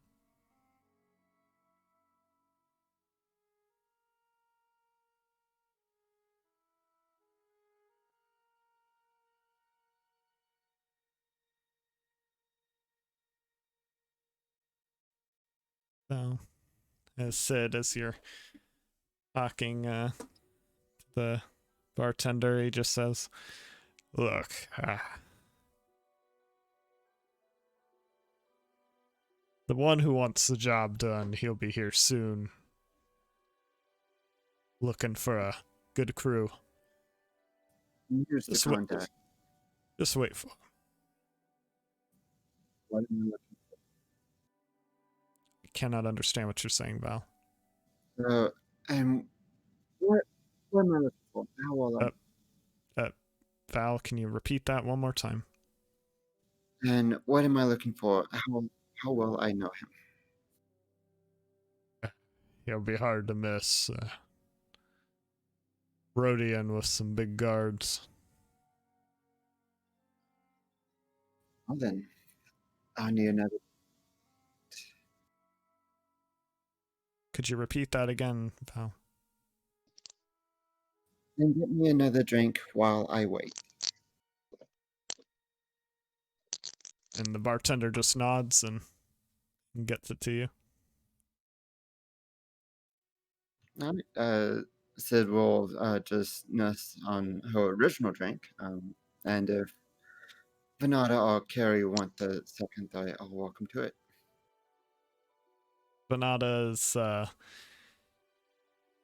trying not to touch anything. Carrie, upon seeing the drink kind of be left free, she does eventually kind of reluctantly come up and take it, kind of standing between you and Venata to do so.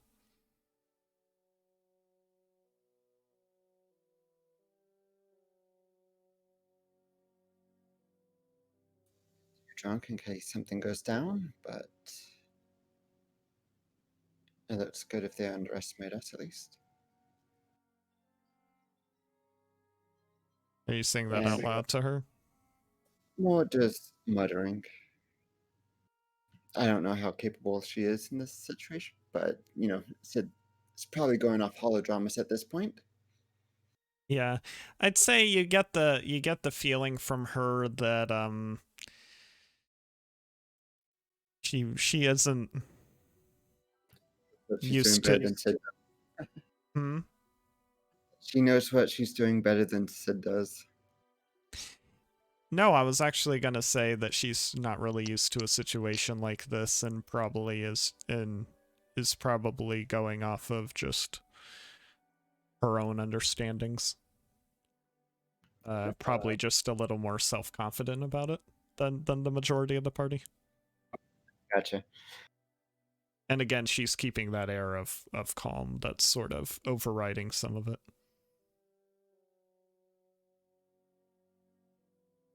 All right, well, Sid will just turn her back to the bar, lean against it, and watch the room for our Rhodian companion.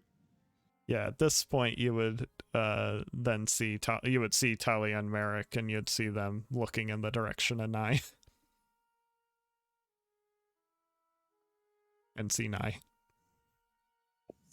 Pretend she has no idea who that is when Nye is looking anywhere in their direction.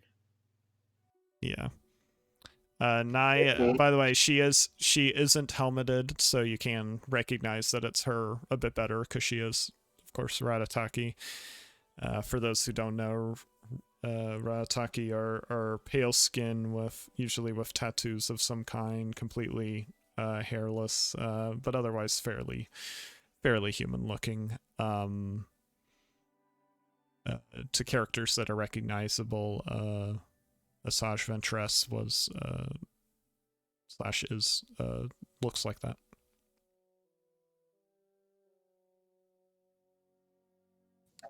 Thanks, you have got a good look at Sid, so I'm going to try to play her off as just being cool, not taking a notice. Yeah.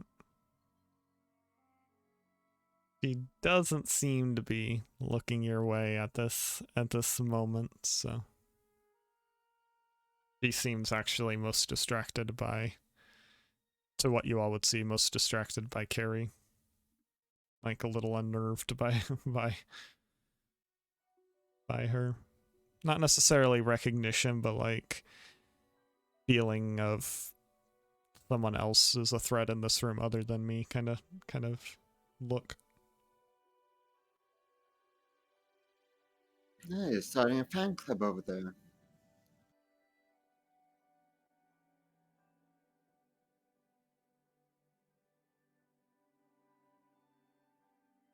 But yeah, so to the Castamancadas outside, you hear what sounds like loud arguing, but it's one-sided. Like it sounds like one person is loudly arguing and you can't hear anything on the other side. It's not in basic, so it would take you a little longer to understand what's being said. It's close by, but not right there.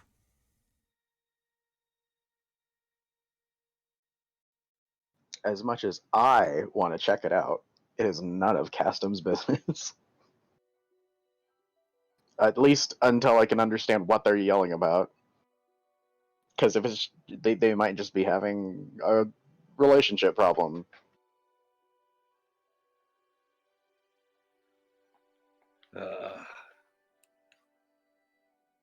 Yeah, Carlos isn't going to make a move towards it, but he is going to just kind of look at Cass and just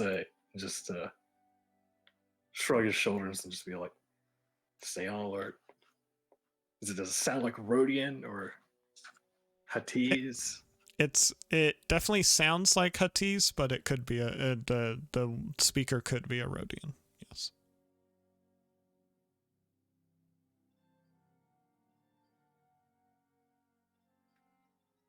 You think they'll be okay if I leave the door for a little minute? Yeah, probably. Be nice if we could solve this piracy issue, without too much more digging through the muck. So I'll just check it out.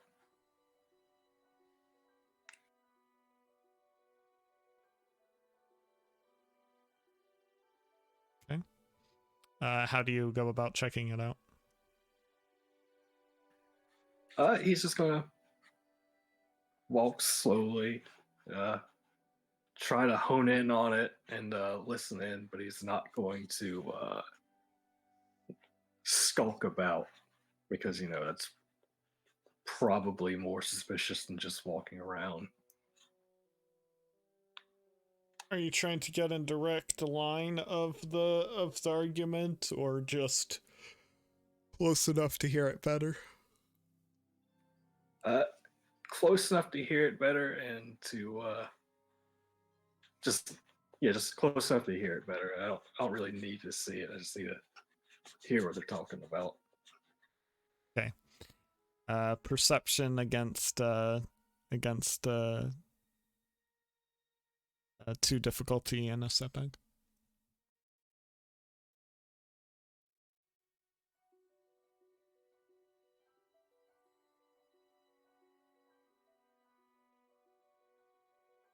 Take 2 strain. You're trying your best, but you really can't make out anything without getting closer.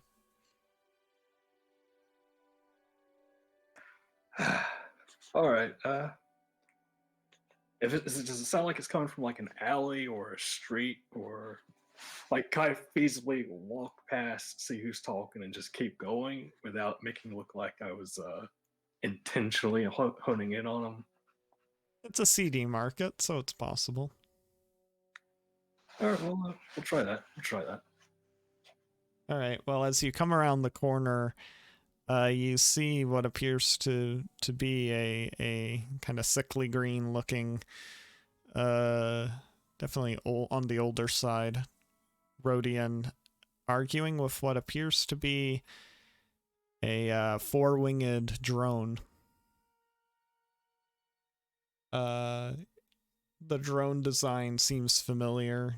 You saw it on Riltanar, and the others described it as well. It's kind of a small silverish orb with some kind of glass sensors and 4 sharp wings that go out to each side, kind of like an X-wing. And you see one of them is near the Rhodian who's arguing with it, and you see what appears to be 2 more kind of floating behind the 2 bigger guards. You see him kind of poke at it, and you understand him to basically be saying, "I will not be intimidated by you." And at this point you hear blaster shots coming from the drones and his 2 bodyguards falling down. What do you do? I keep walking, and I'll calm Cass since he has probably the most and worst experience with these drones. So, looks like I found trouble.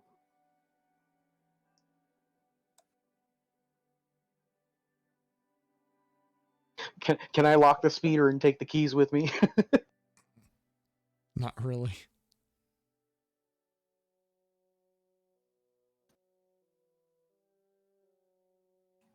Okay. I guess I'm leaving the front door because have trouble for the door wherever we're at.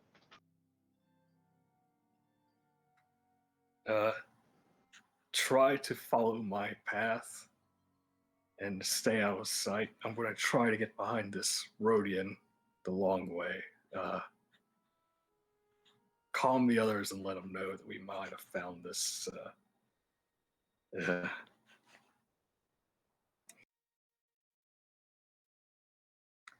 Lubity, that's right.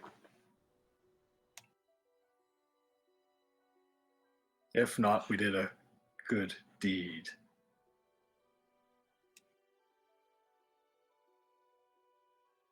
All right. Guess I'll do that. Calm them while I'm stealthing, or calm them then stealth over.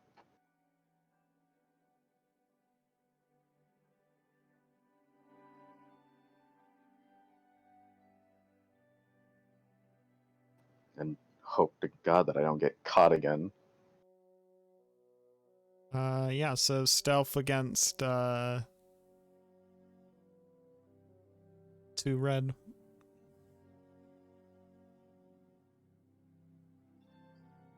Okay. It's about time my stealth did its job, right?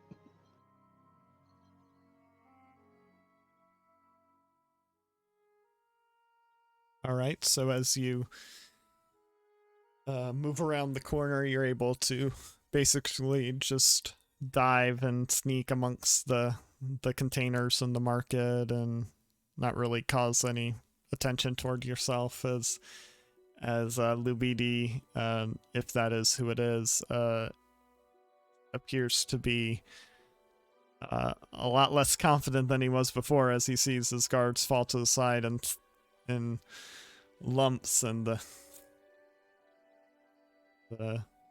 as the drones kind of close in tighter, their little droid antennas and wings shifting. And as they do, Kadas, you understand Lubidi to be saying, "I will not cross him."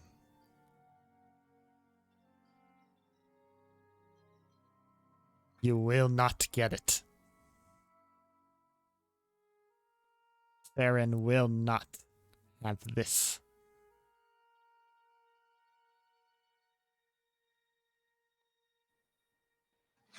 Okay. So what I want to do is I want to try to walk around and come up behind him. Hopefully without him or the drone seeing me. And along the way, draw my blaster and commit a force-sided defense. Okay. Skullduggery against 2 red.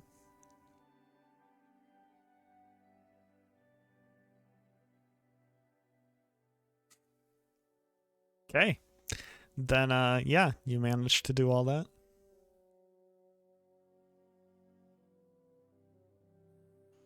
All right, well, I'm just gonna come up from behind him and I'll just say, it looks like your dedication is rewarded, and I'm going to shoot. Well, I'm going to aim and shoot at the drones and hope that Kos catches on. Okay. Since you both are successfully masking your intentions, I would say you can both go before the drones react.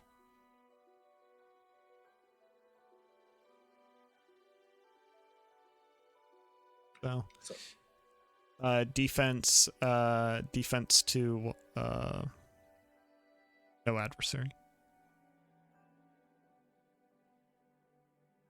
Hopefully, I'd like to get to have been in short range when I started this.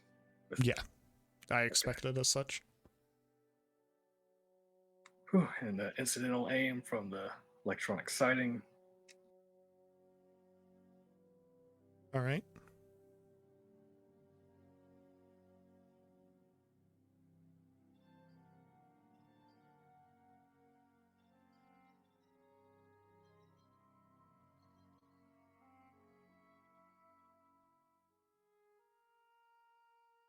Okay, how much is that?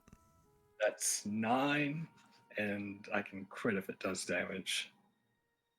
It does do damage, but we will treat that as a minion kill. So you fire out, and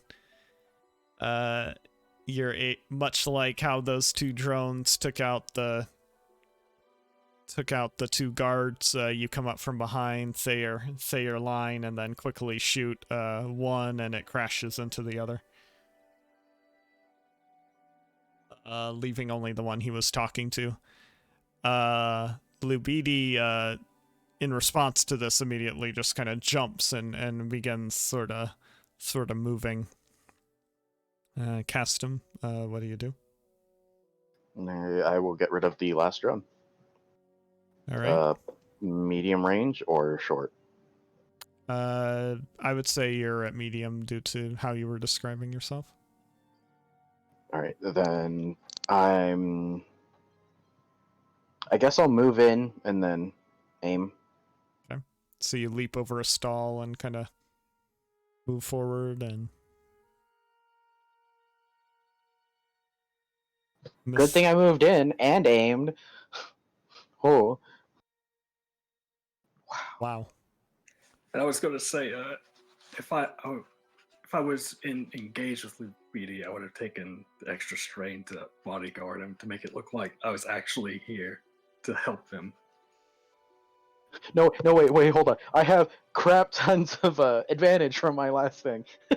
Clearly, I could use that here. I would have let you add 2 boost if you'd like to add that here. I was joking, but sure. Okay, you succeeded. How much damage? 8. And no crit, sadly. And no pierce.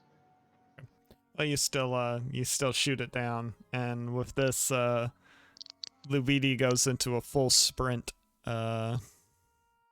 running away from both you and the scene of the drones falling.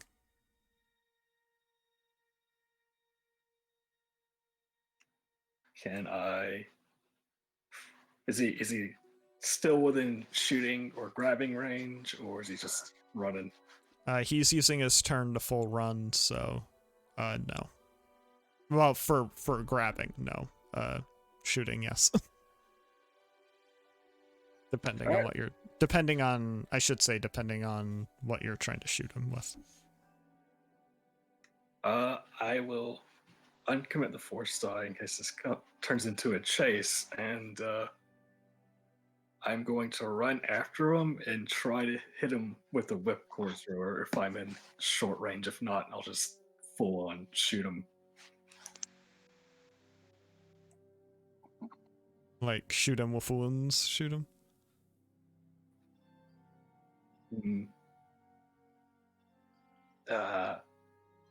Stun setting is short range only. If it depends on how far I can catch up to him in 1 or 2 moves. I would say at this point, if you are going to chase him, it would turn into a chase encounter, basically. And so you would need to catch up to him to do anything.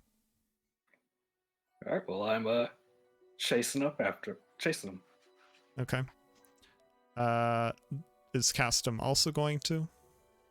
Good question. Do you want me to also follow, or do you want me to go back to the group? Or not follow. I was planning on, if you wanted my help, trying to cut him off. Cass, I believe in you, and whatever choice you make is the right choice for you. No.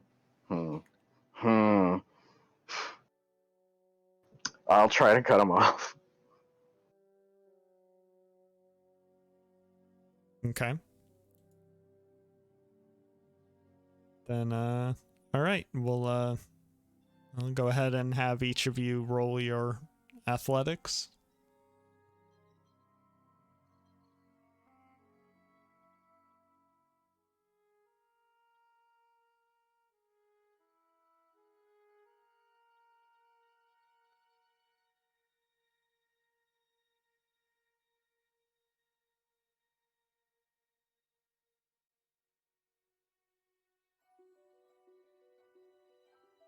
Well, Castum does succeed in cutting him off. He turns and tries to go a different way, and Kadas immediately is able to catch up to him.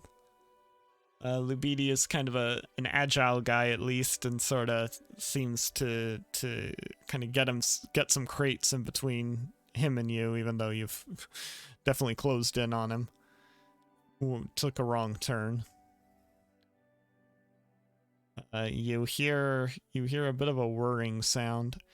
To those inside the cantina still, you see Nye get up and begin moving. As if she's looking to leave.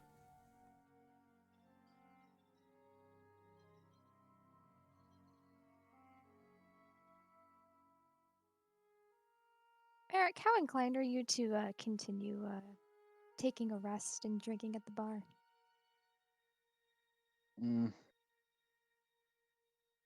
I'm feeling quite beat up, but I can help if I need to.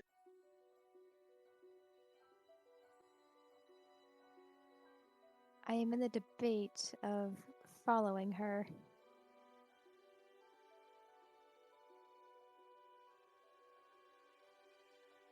Talia, I have the utmost faith in your instinct. Whatever you decide to do, I've got your back. I thought you were about to Generic, say that the means same a thing lot. word for word. That would have been great, but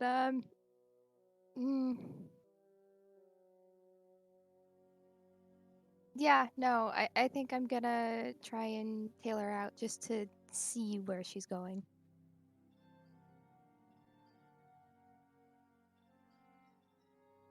Okay. Well, is going to look at her chronometer, turn back to the barkeep. How long are we going to? How long until our contact shows up? I just give the information. All right. And he That's continues with his job as a bartender.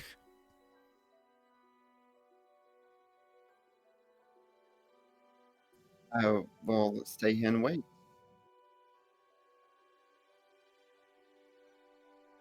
So, okay. Talia and Merrick follow Nye out.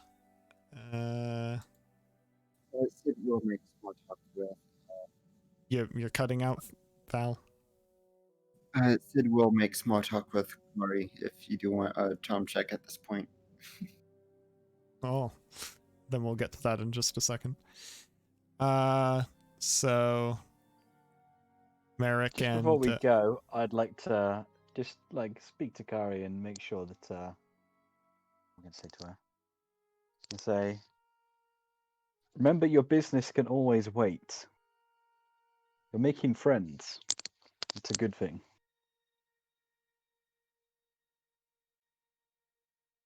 Barry will respond with.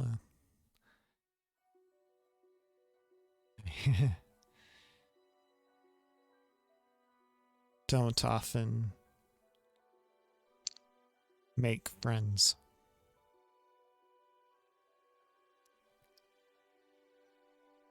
There's a time and a place for everything, Miss Kari. I think you'll make the right choice. All right, and then as you and Talia depart, I suppose that would be when Making Sid. friends, that's a wonderful thing to do. Get drinks, get to go out to fun nights on the town.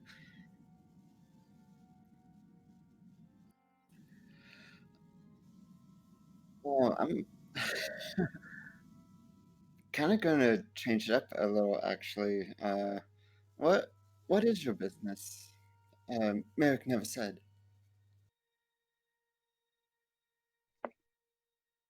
Still going for the charm check angle or keeping it more conversational? That might be a bit of a flirtatious tone. So, Okay. I do need you to repeat that just so I understood for sure what you said, but at the moment, she's asking about what business is Kari in. no, I heard that part, but I was meaning when to my last question, what was your response? That there would be a slight flirtatious tone to it. Val, I think you're either like not facing your mic or in a yeah.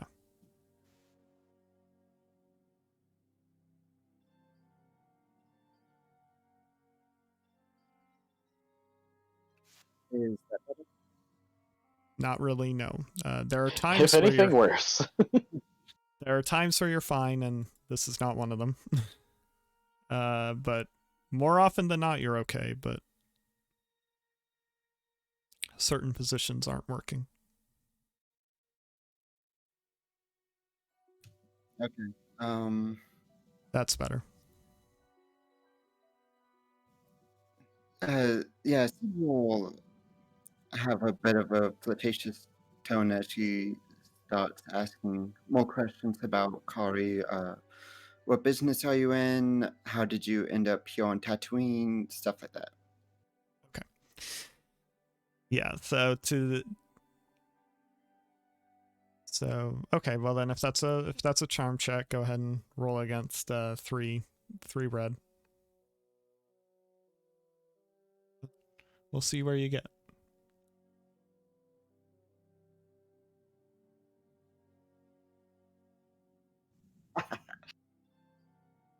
Really nowhere. Yeah, you don't really get a answer from her. She just kind of says, as Merrick did, I wander with an associate of mine. We go where the Force takes us. I'm merely awaiting his return before I can depart, so I thought I would assist you. Until then. Oh, well, where else in the galaxy have you been?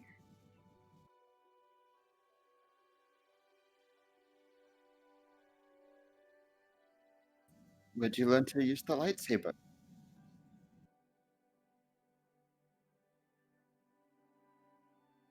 We were taught. What temple? Can you please repeat that, Val? What temple? It's temple is not the right word. And before you can say anything else, you hear kind of a loud, kind of metallic hitting rock sound as the armored boots walk in. A lot of people seem to be caught off guard or otherwise moving or just shifting because they don't know what's going on, but this person seems like they mean business, and did you get your first view of the Revenant as Venata kind of pulls in more tightly to you? You are the last two of your group in there.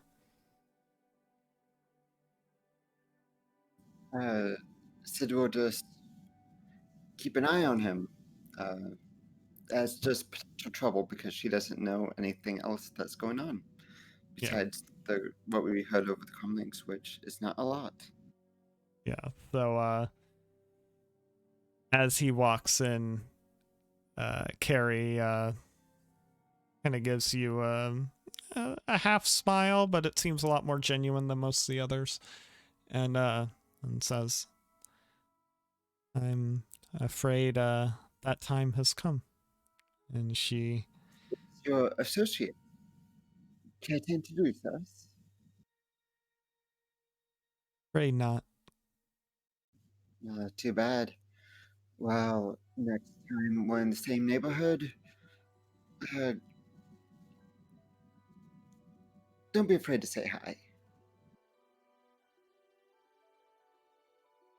I'll consider it. And she makes move toward the Revenant, who seems to look at you and Venata, and despite you not being able to see his face, you can tell he stared at the two of you for a moment, and it wasn't just because Carrie was near you. But Carrie does eventually approach him, and they say something quietly that you can't pick up, and then they move to leave. Carrie takes one last look at the two of you, and then The two of them Waves. go out. It just waves back, I guess. Once they leave, she'll turn to Venata.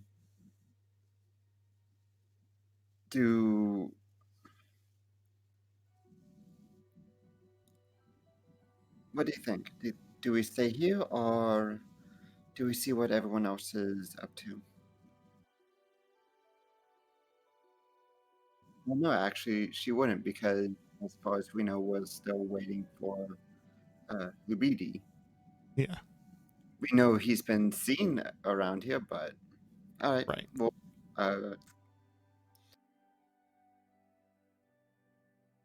Yeah, Venata will just almost smirk at you and say, you seemed to get along well.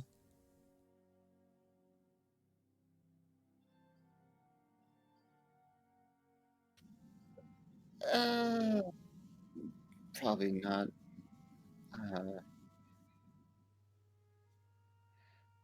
That well, I don't think. Maybe you think? I think we should work on it.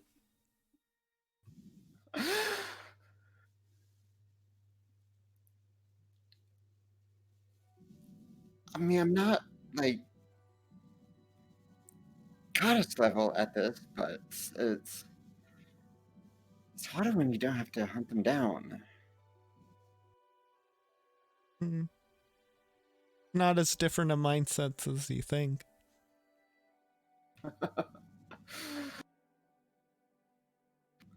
And here I thought the dating on Hapes was a lot more, how was it put? Civil? Oh, that's a good word for it. I didn't really like dating on Hapes. And she kind of just smiles and turns to look around like you, hoping that Lubidi will soon show up. Instead, we cut to Merrick and Talia following Nye. And what's your best stealth amongst you two? Pretty green. A yellow and 2 green.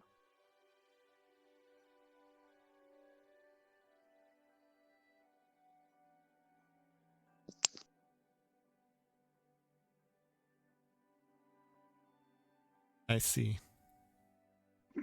Yeah, I mean, Yeah.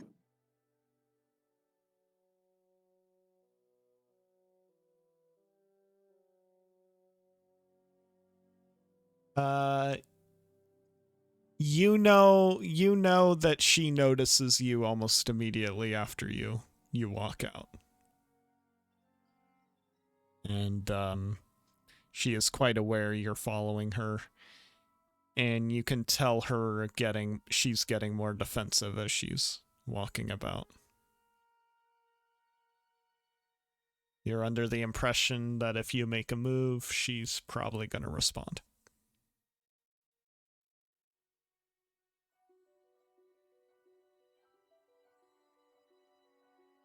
I'm gonna do my best to look very non-threatening then. Like I'll keep my hands away from the blaster, and yeah. Yeah, I mean, Talia wasn't trying to attack her anyway. She was curious about where she was going, so for now I'm gonna see how long she puts up with us following her and see where she's gonna lead us. Okay.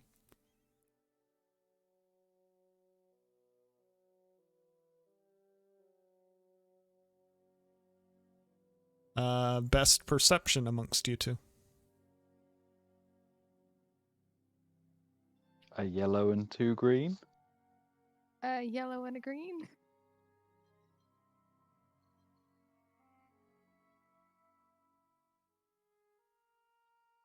Just a quick. If Merrick was to get glasses, would that help at all?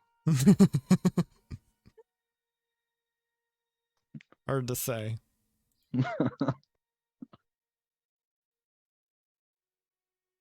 Okay. So as you're walking along, she kind of passes by a couple of stalls. She seems to stop briefly by one of them, but otherwise is still moving rather quickly through the streets.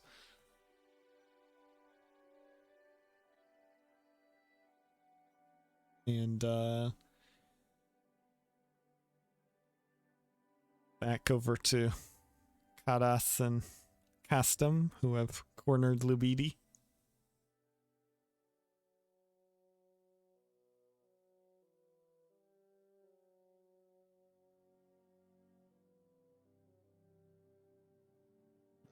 Since Cass is about as intimidating as a kitten, he'll look at Katas.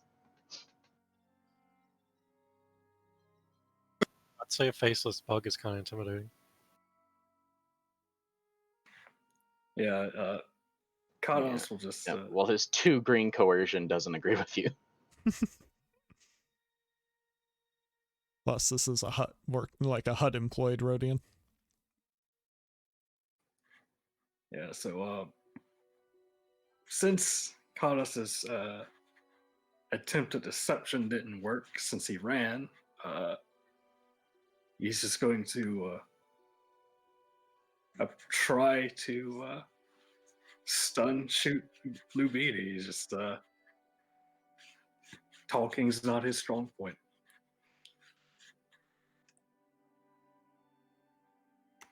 All It's right. gonna go so much easier if you just let us talk first.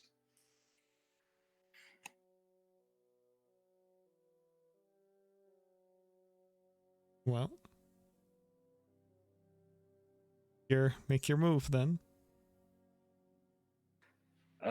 Does he get any defenses or I don't know from cover because he said he was like got himself Yeah. boxed in. Yeah, he'd have 1 defense from cover and 1 defense from what you can only assume is armored clothing. All right, going to aim, then aim again. Aim is an incidental, then aim is a maneuver. Mhm. I'm assuming I'm in short. Yes. Okay.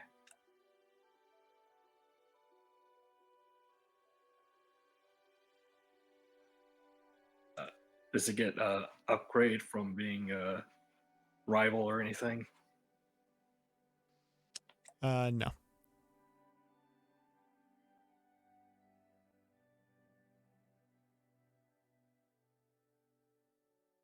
Huh. Well, how much damage is that to start? 12. Stun. Okay. All right, he's out. And since I don't know what to do with those advantages or triumph, but Well, we'll let you know what to do with the triumph, but yeah, what do you want for the advantages? we'll just say that my quick work frees up Custom's mind, so he gets a boost on whatever he does next. Okay. And you could do that and recover strain if you wanted. Up to you. I'll recover 1 strain. Okay. And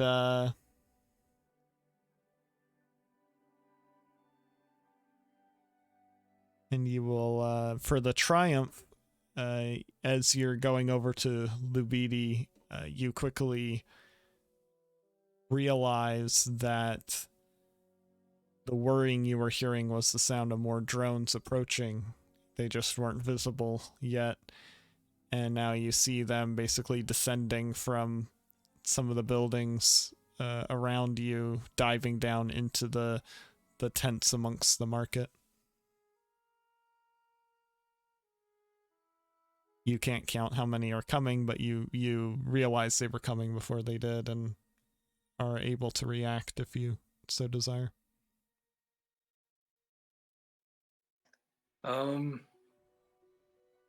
much of a reaction can I get? Just like a movement, a maneuver? Maneuver.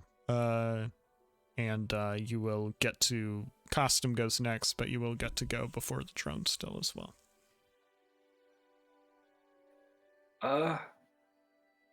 Well, I will just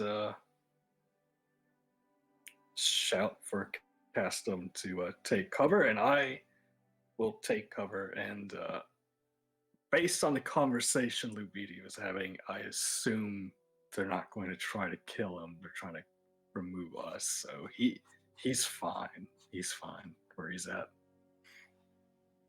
Okay. As these drones descend, what is Custom doing? Taking cover. Okay. If it's just a maneuver, right? That's it. No, you can act. It's an action. You can. You're taking a normal turn. Well, then shoot. Then cover. Okay. Yeah, they're descending down. You can't tell how many there are, but there's at least 6. Cool. Medium. It's probably that there are several around the area. It just took a while for them all to get together. Medium, no upgrades. Yes, and 1 defense.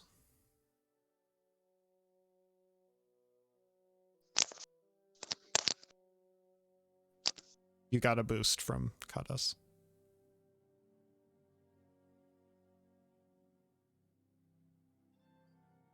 Okay. Great boost. All right. What would you like to do with that? Good question. I'll definitely use the advantage to give boost back to Kadas. I have no idea what to do with that triumph. So you're shooting up at the drones.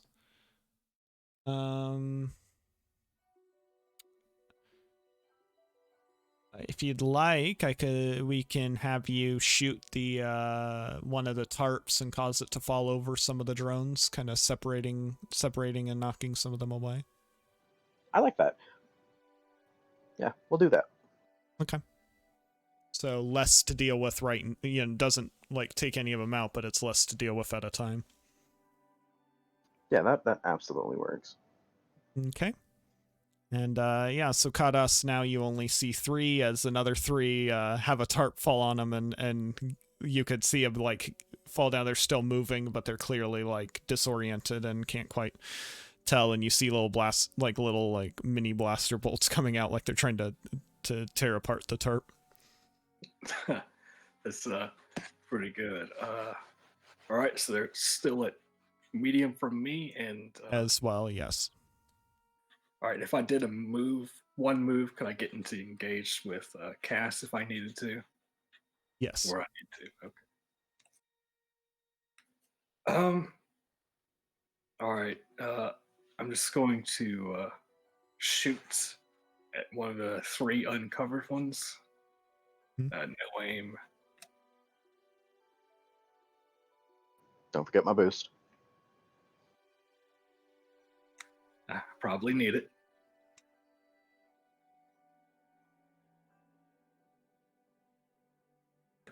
And just the 1 defense.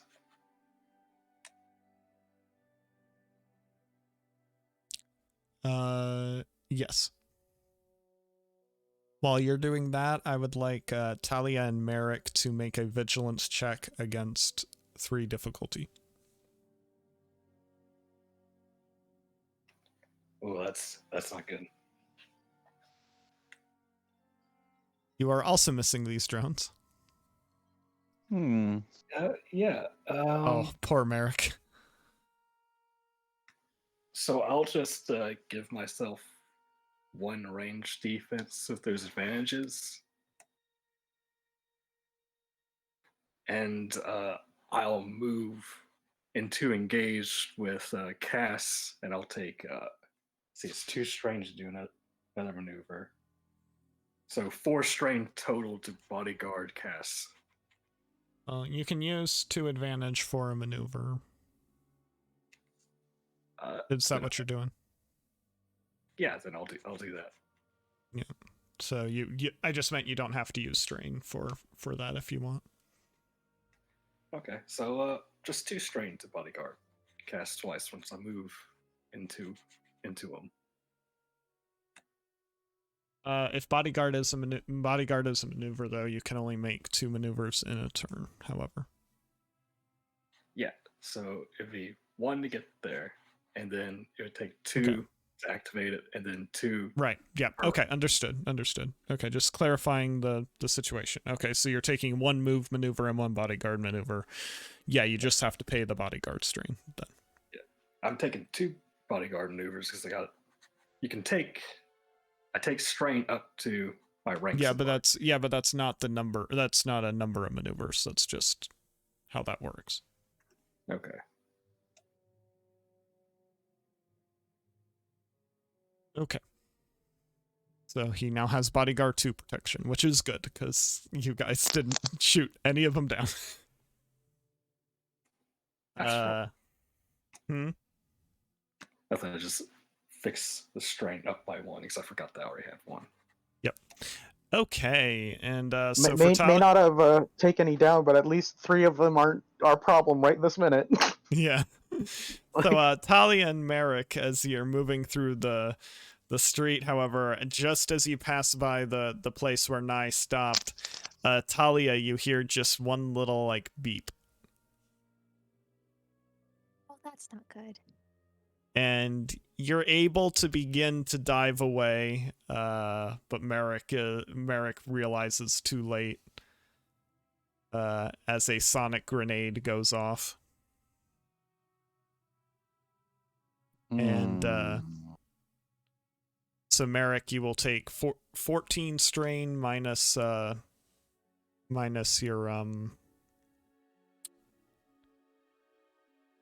soak. I'd like to That's begin my my soak. apology. And Talia, you take 8 strain minus your soak. Okay.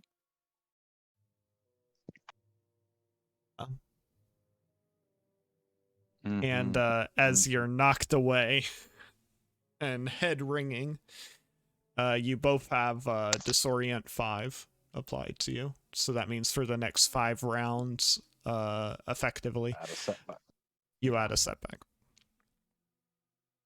So ears ringing, head ringing, stumbling around, and you've lost sight of Miss Jakata. Yeah, I waited too long to try and do anything. What? So don't worry about it. Are you all right? Miss Skywalker, you have to speak up. I will go and help Merrick up. So as that's happening, the drones open fire on Castum. However, he will be protected somewhat by Kadas. So if I believe correctly, bodyguard will be 2 upgrades because you did it twice. Correct. Okay. And then what does Castum have for defenses? Just 1 range. Okay. There are 3 of them.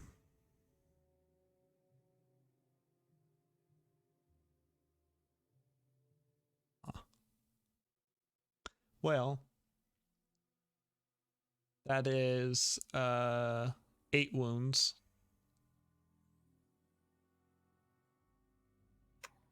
For the blaster shots. Ah, okay. And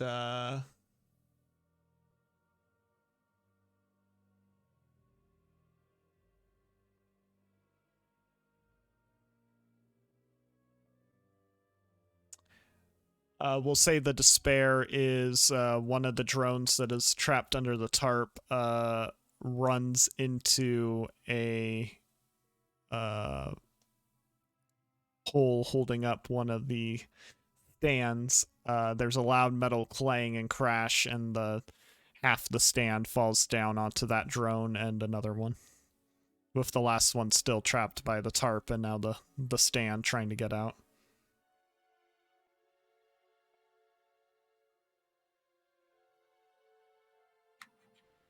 This is kind of a nice environment to fight drones. We just need to bring these wherever we go. Just a lot of tarp. Okay. This is just like the Three Stooges. Except drones. Yeah. Well, I imagine it's kind of the slightly comedic thing happening amongst a fairly serious engagement. Yeah,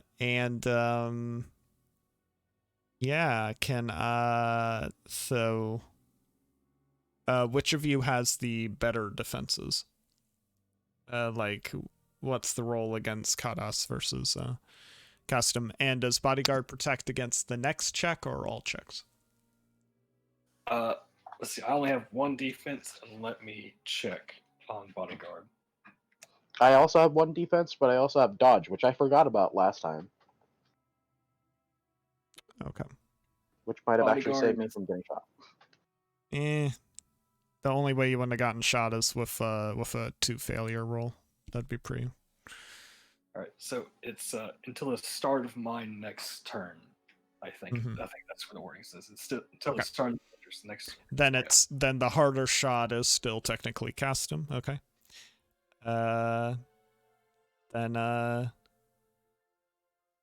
Yeah, so would you like to dodge this time? Yep. Okay. Probably good.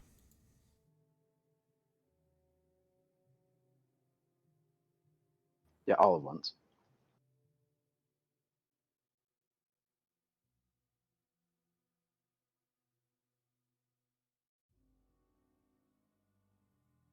Whew.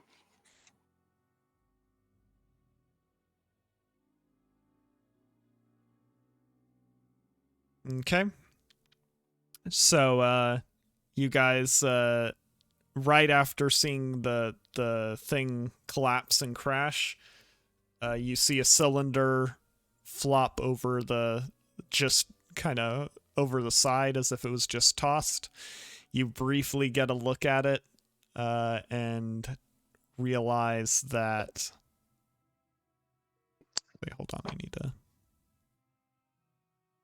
roll 1 additional difficulty. Okay.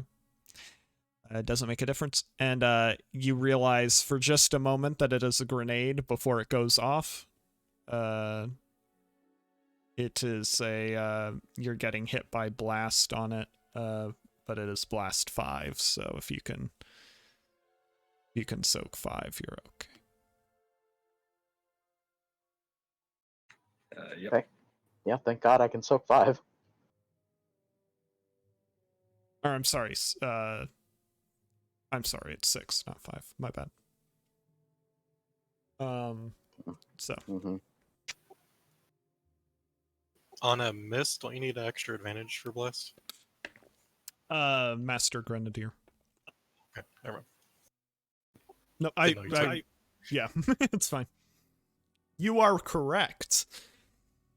The talent on the NPC allows for it. Yeah, I was just clarifying for my own. Yeah, So, no, yeah. you are correct. It does normally require 3 advantage to activate blast on a miss, but Master Grenadier makes it 2. All right, so this incendiary grenade goes off, setting the tarp and nearby stand on fire, surrounding you guys with some smoke and fire. Talia and Merrick, you would hear that. Well, more Talia than Merrick would hear it go off in the distance and begin to see the smoke.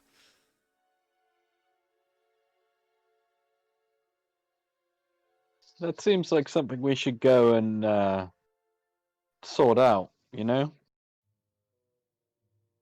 Does or doesn't? Hmm. Miss Skywalker, someone might be hurt. I know. I could not hear what you said. And I was hoping you weren't saying that we should just leave it be. Oh no, I'm gonna interfere. All right, let's go then. Bluntly, I'm just, yeah, I'm doing it. So, as you begin to get surrounded by fire and smoke, what do you do? There's still, the 3 drones in the air, one that's trapped under a now burning tarp, and your unknown assailant that just threw a grenade at you. All right.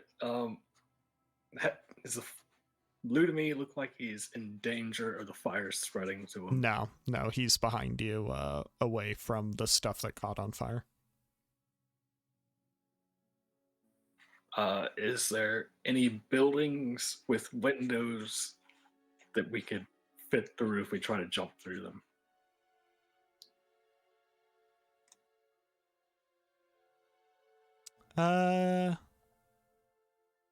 Yeah, I'd say so.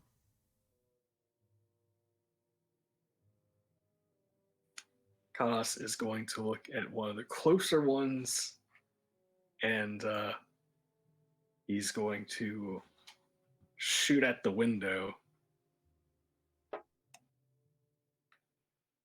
And while he's doing that, he's going to be talking to Cass. We need to get out of the open. We need to get some cover from these drones and whoever else is here.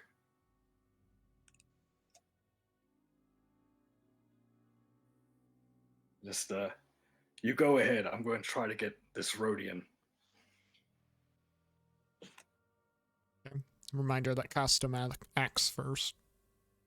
Oh, I thought I had to hire things, No. but he didn't. Nope. No, you remember for the round order, you went first with regards to Lubidi, but once the drones came, Castum was first. That's my mistake. No, you're fine. Nothing you did messes with that. That's all incidental, what you did. All right. So we still have 2 drones, right? And 3 in the air, one trapped under the fire. okay.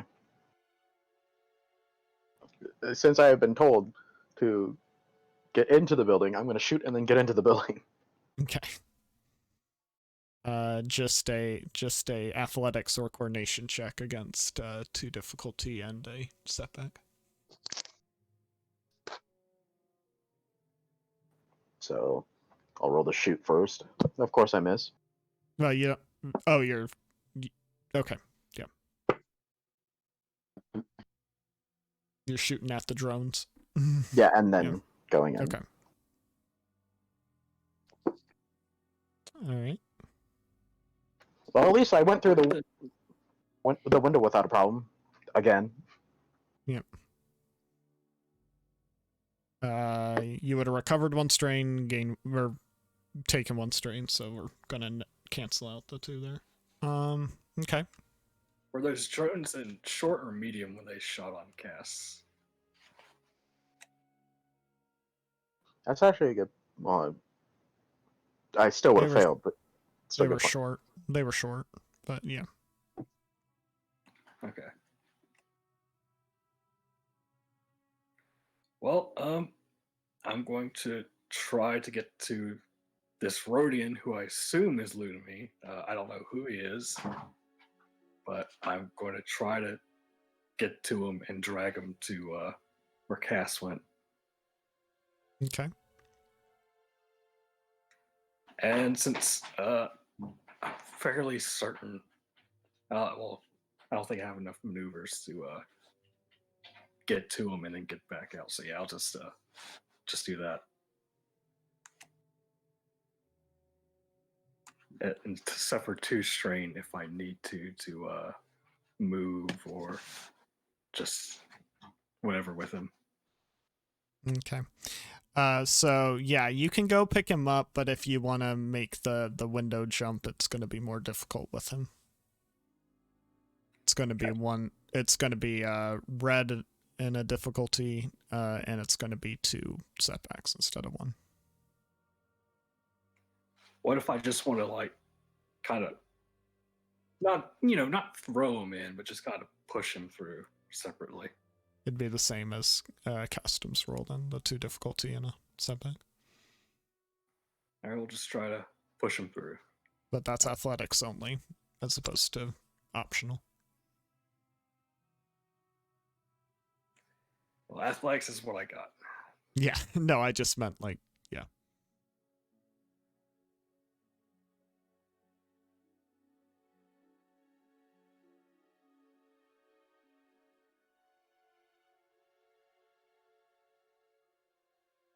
Okay, you're just barely able to kind of get him onto the ledge and kind of push him in after cast. Yeah, I'm out in the open. Yep, you are. Defenses, but I'll be fine.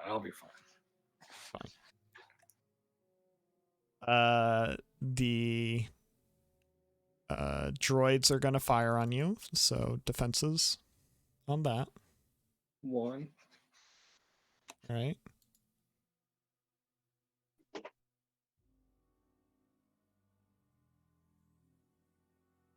Should have bodyguarded yourself.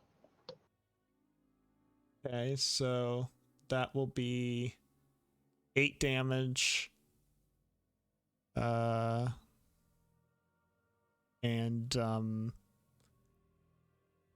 they're going to all the shooting at you around the window is going to cause a lot of the rock around the window to kind of collapse in and make it impossible for you to jump through. Cass is safe. That's the important thing. Cass pokes his hand through the rubble and shoots a drone. Well, I mean, as far as Cass being safe, that's all relative, right? So Talia and Merrick, as you run in the direction of the smoke and fire, can you make a whichever one of you has the better perception, make a 4 difficulty 2 setback perception check. We decided Here you had the better perception. Goes. Wow, better is a relative term, isn't it? Yes. No, I mean, not really. It is Uh, fairly objective. So, yeah, as you guys are kind of fumbling around through the smoke, you're knocking things over, and the drone that was caught under the burning tarp gets free and pops up into the air, surprising you two, and kind of flinging burning materials toward you. Castum, you're inside what's basically just a small, like, a small house or living space. Like, it's very, very tight room, not very furnished, and completely dark. Just the kind of midday light poking through, but it's only barely poking through because of all the smoke and all that. Good thing that doesn't matter for Cass. I'm setting this visual I of the scene. I know. I'm just saying. Yeah, no, it's more just a verbal appreciation of not needing eyes. Yeah, you're unaffected by the smoke, at least, yeah. So, Lubidi's body just kind of in a heap next to you. And then you hear what you can only assume is the front door open. And metallic boots walking in. Is there something I can prop up against the door? Oh, wait, never mind. They're not actual normal doors. Yeah. Well, and the inside of the space doesn't appear to have doors, just the entrance door, which opened a moment ago. And coming around the corner into view, you see Nye now with helmet on, and she has a pistol out, and and aim toward you. She's gonna shoot me again. I assume you would like to dodge. Yes, very much so. Okay, so dodge and 1 defense. Yes.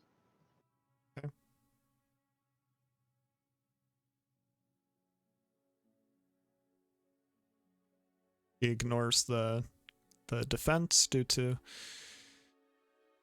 custom grip, and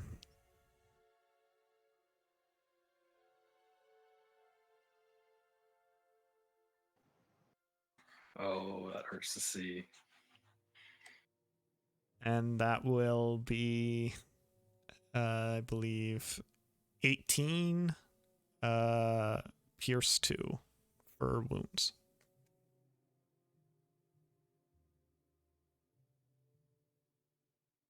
Oof.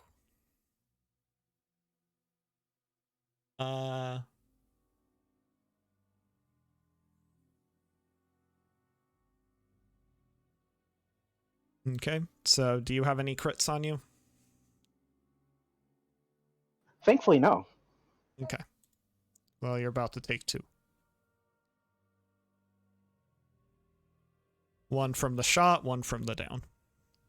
So, 1 Yeah. from the shot.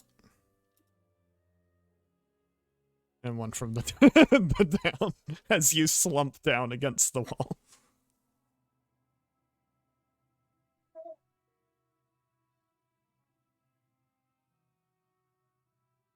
Okay.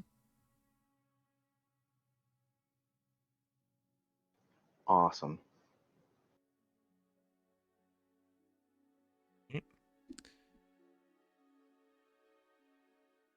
Sadani, at this point, you and Venata feel like you've been waiting a little too long, I think. We're just trading Whoa. Dating Sorry, advice again. Hold on. Oh. You were a bit loud there. Okay. You went to the opposite end of the spectrum. You were really quiet a while ago. He turned you up, and now you were deafening. Yeah. All right. I'm sorry. Okay, so what were you saying? We're probably just passing the time, sharing dating advice, etc. Yeah, so all right, so yeah, Venata would just kind of look at you and say, "You haven't heard from anyone. I'm getting kind of worried." Sid will reach for her comlink, and we'll try to calm the team for an update.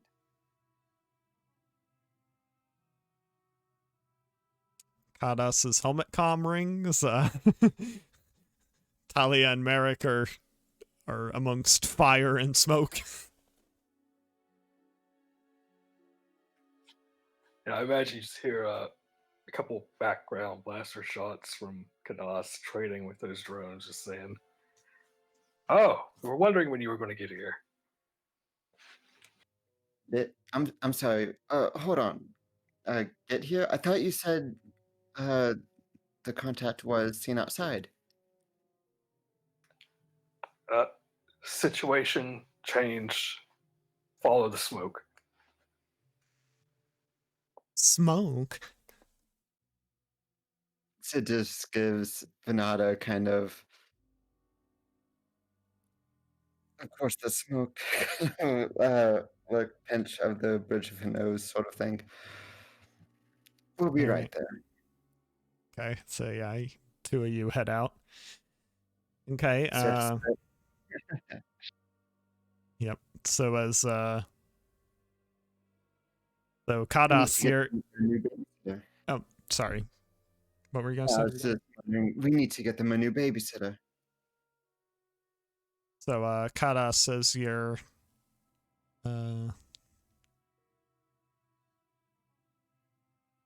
as you're shooting back, is that what you're doing for your turn?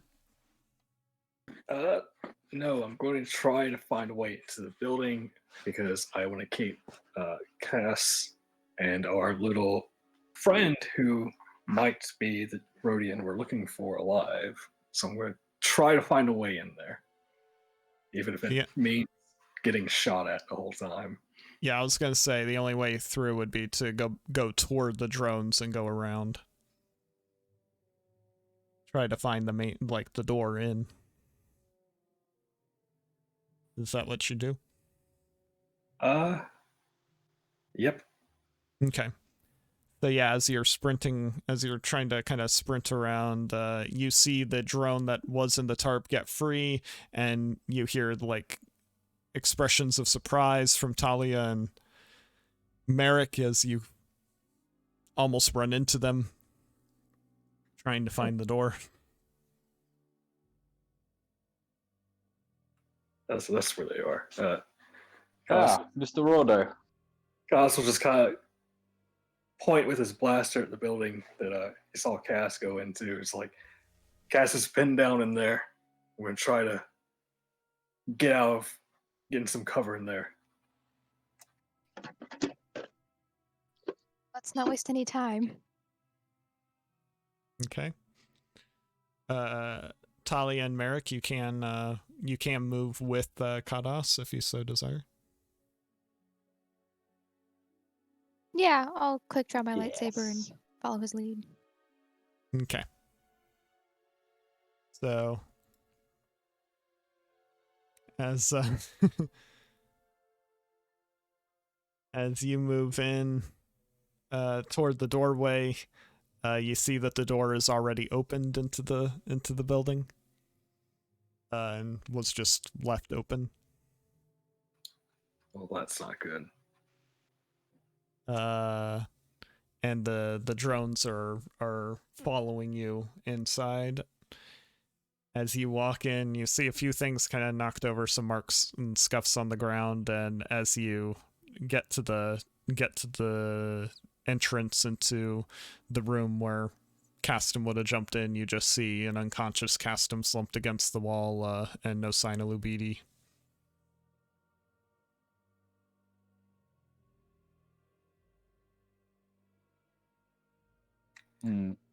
I feel like you need to retrace a couple of steps here, Mr. Rodo. As soon as we get Mr. Baron. Yeah, Kaz just, if he has the time, he's going to run to him and find a stim pack for him and make sure he's still alive. Yep. And you all begin to notice there's no sign of the drones following you. If any of you look back outside or back toward the entrance or anything, you don't think they're following you. Would make sense. And through some coughing and some shouting, eventually you hear and see Sidani and Venata get to where you're at, and we'll call this end of encounter. What the hell happened here? Yeah. Someone start explaining now. Got us? We saw a suspicious Rhodian. It sounded like he had important cargo. We saw drones that we saw in the real system. Put two and two together, made a call.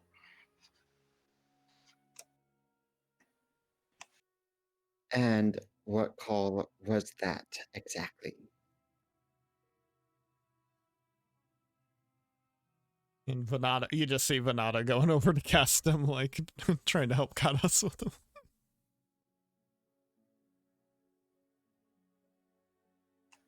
Well, planned on capturing him. Didn't expect more reinforcements or grenades.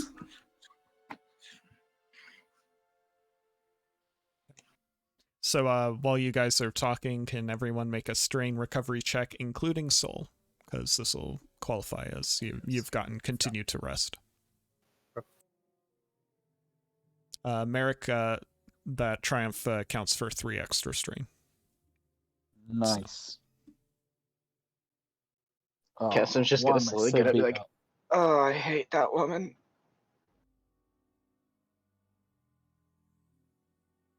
All right, and does Talia want to work on custom? Yes, I really do. I was just waiting. Hey, and Um, you can use my meta aid patch for an automatic success and advantage, Talia, since I feel a little guilty for dragging Cass into this. sure, I'll take that. And Go into the building. Building opening explodes. Gets stuck in it. Gets shot. Does that medicine check include the setback? What do you mean? From the disorient? Yes, it would. Okay.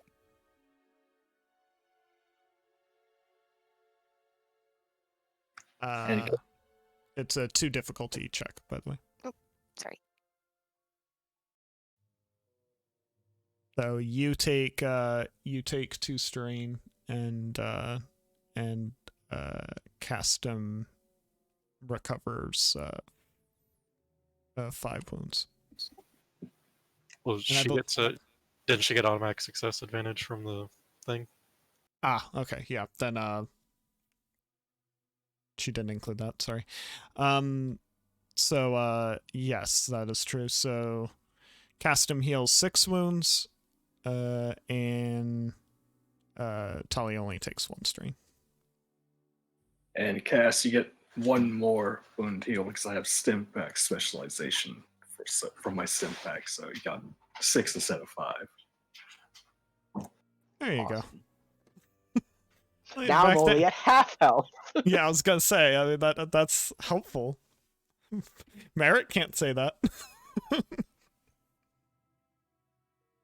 I mean, All right. honestly, it's just gonna take like a slap anyways. I got not so great armor. Just 1 good pistol Yeah, yeah. shot, and I'm down again. Remember, by the way, to be marking when you've used the stim pack. Remember to be removing them. All right, so yeah, okay, and so as the smoke fades, leaving the 6 of you alone, we'll cut away to the edges of Mos Espa, where a crawler has been sighing loudly, mechanical grunts and steam coming from it, as Sol has been helping Ray and Zuvki, just making sure that the thing will continue to run. And R2 has been doing what he can. R2 has been doing what he can, but that's mostly just kind of holding things for Sol and kind of giving him some helpful direction. Sol would have used one of his stim packs too. I removed it off my thing. Okay. Yeah, go A ahead. lot of work to be done. So that'd be 4 wounds. Yep. All right, and yeah, so that's what you would have been doing. True to his word, when you arrived, Bossman would have gone out and spread word of you, trying to get Lubidi like to hear about you.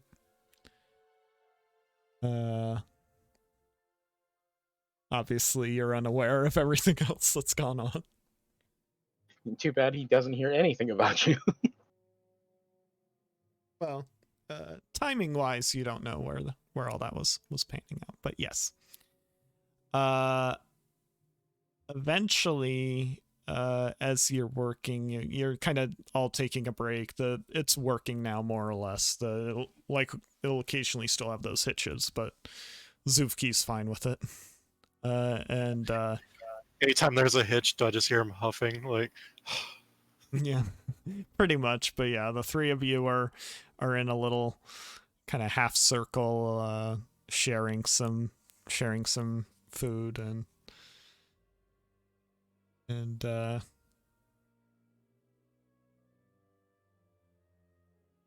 Zuvki says something, and Ray asks, so what are you going to do now?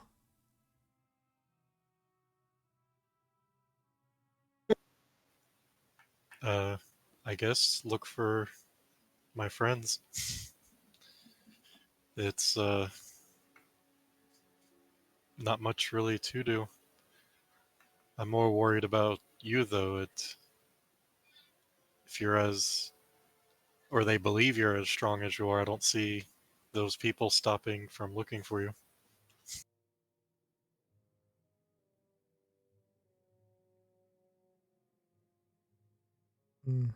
Zuvki kind of just tilts his head down a little bit, and she just looks at you and says, I don't have anywhere to go.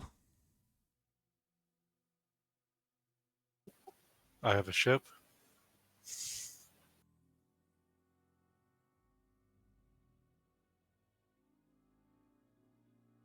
And Sol looks over at Zufki. We could always use someone to help maintain it and upgrade.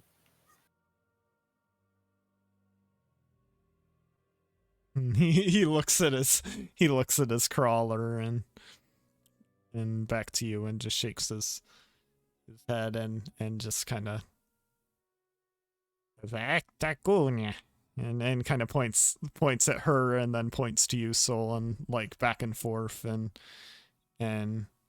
you hear him make noise and Scorch come kind of rolling around the corner as well,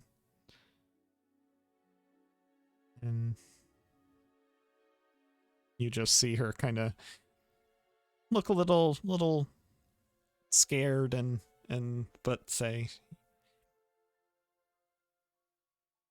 he says he wants to stay, but if I want to go with you, I should.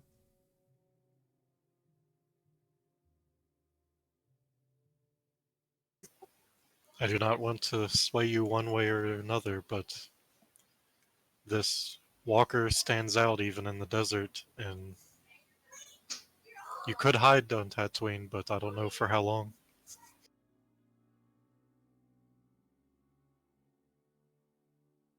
Not long.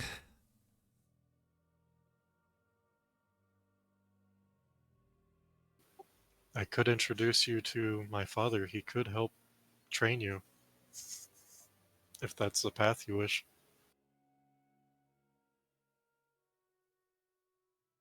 He kind of looks down in the mech and says, "Oh, you seem to know a lot.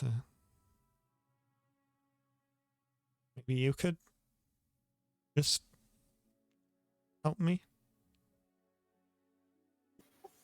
I mean, I'm not a Jedi Knight, but I could show you enough. You can also learn by watching. I cannot officially take you on as a Padawan, as I am learning myself.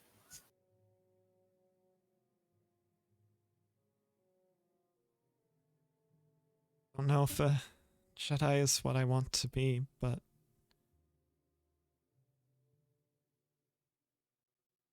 I'm willing to teach you what I know as I learn. she just smiles and says, You're a good man."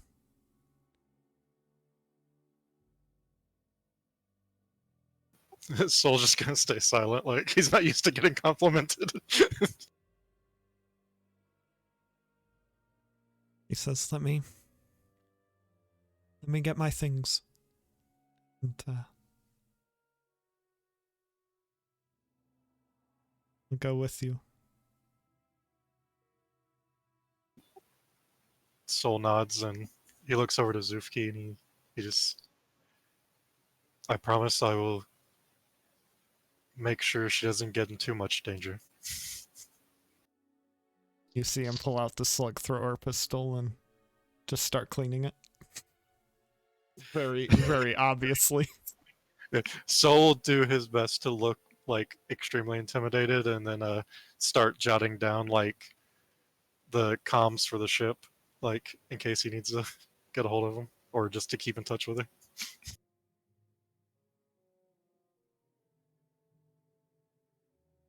And after not too long, you see her come back with a kind of small bag that probably contains what little things she owns. The staff that she was using earlier is got a band that kind of puts it over her back, and you finally see what she was talking about blaster wise, as you see a very stripped down looking rifle with a sling also kind of over her shoulder. And Scorch kind of follows her, and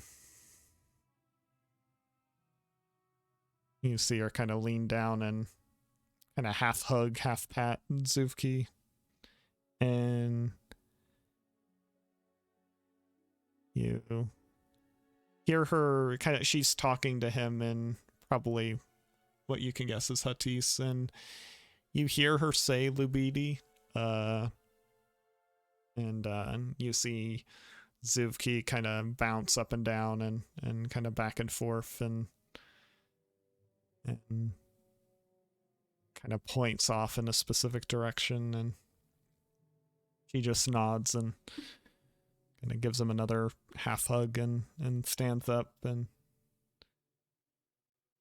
you see Zuvki going back to talk to the other droids and start getting the vehicle back into travel condition.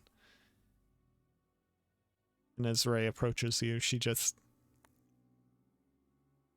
says, I asked him about the Rodian you were looking for. And he thinks he knows where his warehouse is. You wanna check around there? That is great news. And Sol look towards Zuvki and appreciative nod.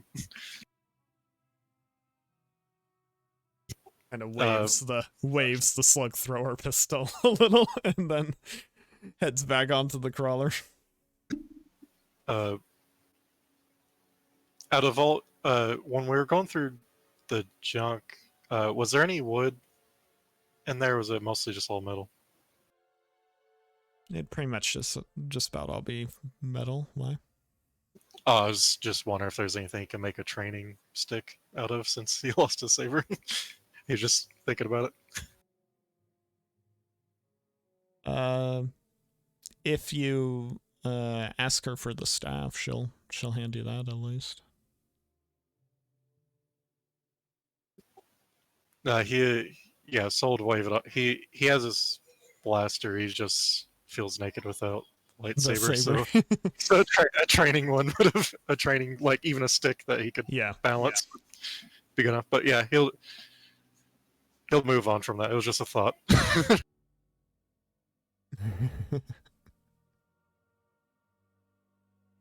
All right.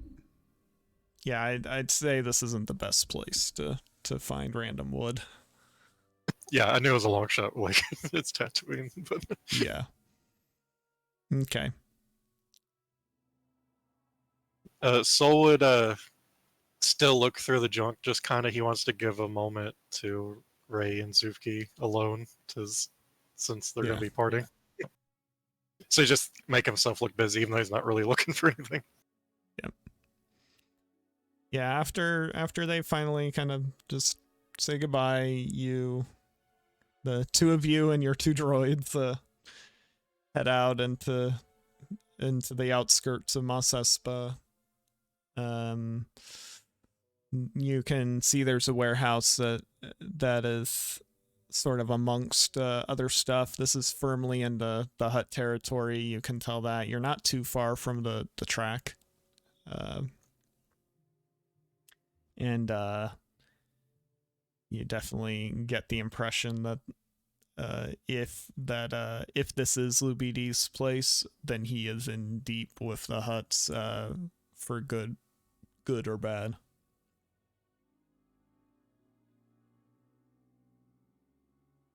Yeah, Sol stopped for a second and turned to Ray and just are like, last chance to turn around. But before you make your decision, I will promise you the path will not be hard. Or the path will be hard, but I will never lie to you and I will not abandon you. But I will not make pretend that this is going to be easy.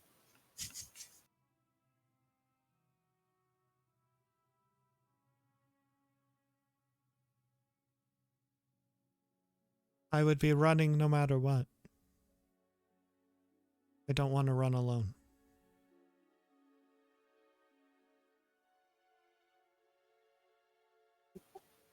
That it looks like the Force has brought us together on this path, and I'll do my best to honor that.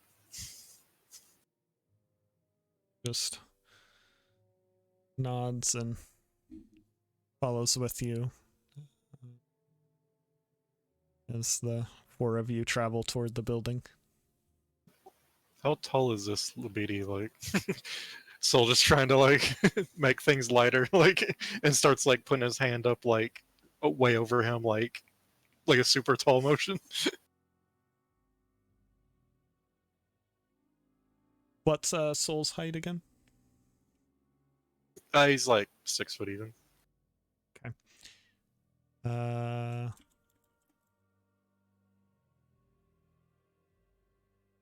Yeah, so Ray is about 5'8". She kind of places her hand sort of about her height.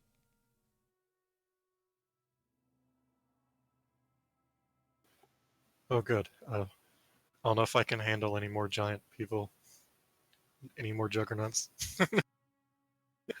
And it sort of like grabs his ribs. Yeah. Well, the Revenant was probably about an inch or two taller, I'd say, than you. It's more of his presence, so Soul assumes he was 8 foot. But yes, he was probably a couple inches taller.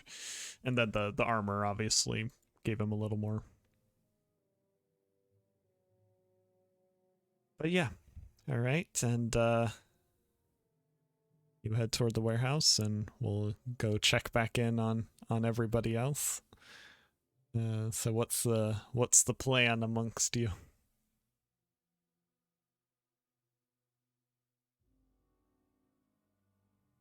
Well, What happened to Kari? She left with her associate. Real big armored dude. We were waiting at the bar as Beatty was going to meet with us, and we kept waiting, and her associate showed up. They left. We kept waiting, and now we're here. Did I mention he was big and armored? And she's like, hand above her head, like, kind of. Talia just slowly glances at Merrick. Very tall. Yes, we've met. Have you now? Oh, did you get a name? She didn't exactly introduce us. More a title, I suppose. Goes by the Revenant. What kind of title is that? How cuddly.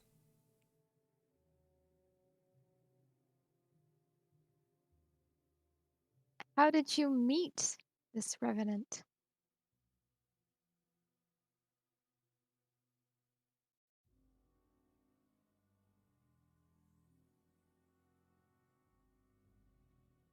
Long silence.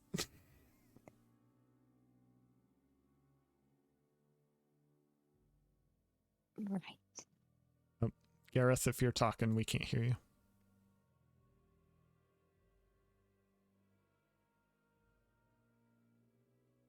We might have lost him.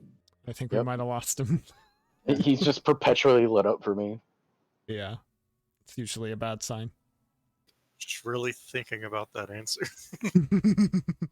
I've already been lied to once today. You better be thinking. Use your words carefully. Indeed. Okay, Welcome back. there he is.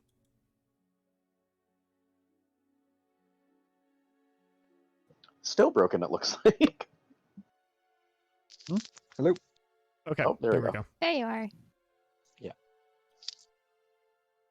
Okay. What was the last thing that you heard? I was asking where Merrick had met this revenant. Okay. Sol and I met Kari and the Revenant in the desert. When I fell off the speeder, Kari came after me, and the Revenant and Sol kept going into Mosset. Oh, so he would have known where Sol was. Ah, should have asked. Deception check. Yes, please. Why I mean, did they leave you two behind if they both knew you were there? None of what I said was a lie. yeah, I was gonna say that's the issue. You can't really Except call. for the fact that, well, I mean, I don't remember Carrie actually choosing to come help you. She Well, yeah, but pretty was sure that. she was trying That's to help covered herself. in the. That's covered in the original lie, though. Yeah, fair enough. What about why they left you two in the desert if they both knew you were there? They were quite busy at the time. With what? They were Just on hurt. top of the speeder. So does Merrick have no concern that the Revenant showed up without Soul? I did just say, let's go find Sol, didn't I? Or did you not hear that? No, I don't did think not we hear heard that. that. Okay. Yeah, so I mentioned that probably while I had connectivity issues. Basically, I just mentioned after the you said about the Revenant met up with Kari, I said we should go and find Sol. All right. Vanada agrees with this. Yeah, no, we're finding my brother one way or another. Of course. But- I want to make a seek check on the direction Sol is. Okay. We can talk more about how I know the Revenant and Kari after we find Sol. I would be very interested in that conversation. All right. Debate. Because, like, so would I be. And then he just lays down in the speeder. I think I need 2 pips for this. So You do. You do.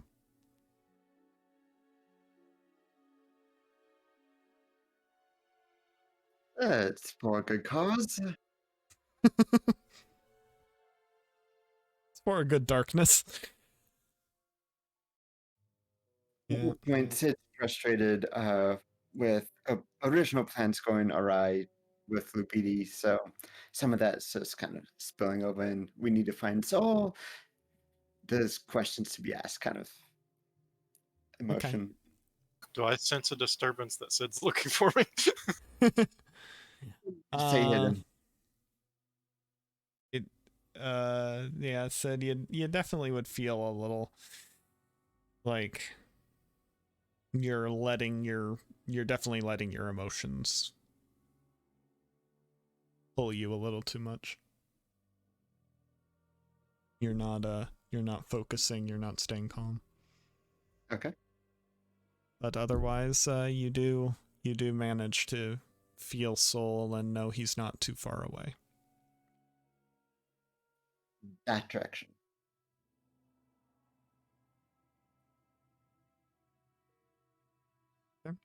So it's not so far that you would feel like you need to get the speeder, I would say. It's pretty much just, kind of a few blocks in a kind of distance. So we help Castum walk, and we go. All right. Oh, So Cast them. Look at me. Like, the six of you head out in the direction of Sol, as Sol and Ray have a bit of a head start with regards to finding Lubidi's place, and yeah. So as the two of you approach the warehouse, all you see is a Gamorrean guard slumped into a doorway. They're unconscious or dead. Weather seems good. Could you repeat that? I said neither seems good. Yeah.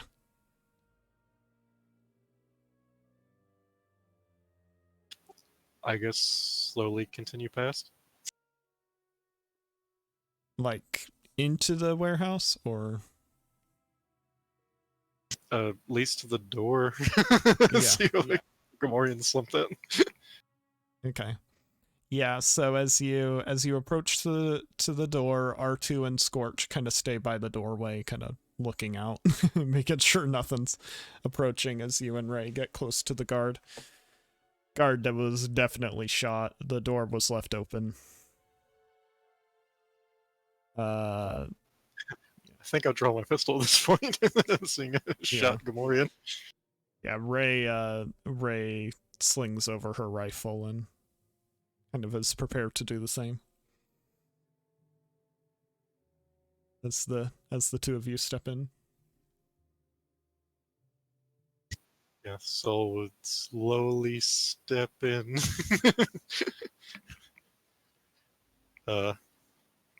Probably try to stealthily do it because stay close to the walls because he doesn't know if anyone's gonna open fire immediately. Yeah. This is definitely a nice warehouse for Tatooine, and you see like as about as decorative as a place like this can get. Very well crafted, defended, but it also seems like any defenses, like security, whatever, has been turned off.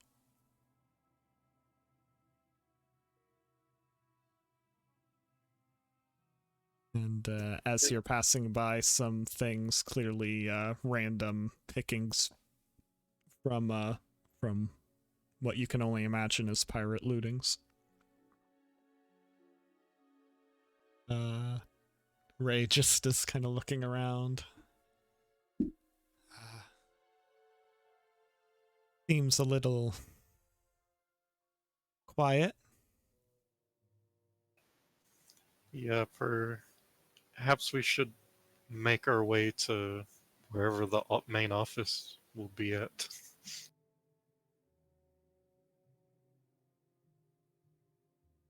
Okay, make a perception check with either 3 rank skilled assist or a boost, whichever is better. Against 2 difficulty and 2 setback.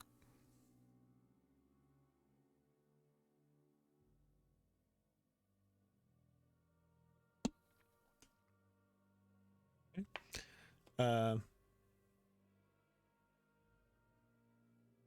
As you're moving in the direction of the offices and trying to keep an eye out through some Duraplast windows, you see kind of out into the warehouse, and you see several containers, some on the floor, some up in the air held by lifts, and multiple like speeder trucks and the like.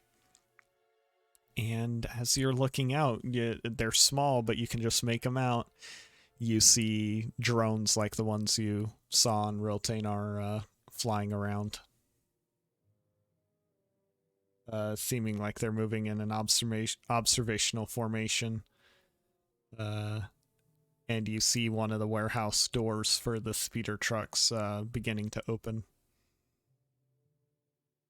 As you finish making your way up the stairs to the office,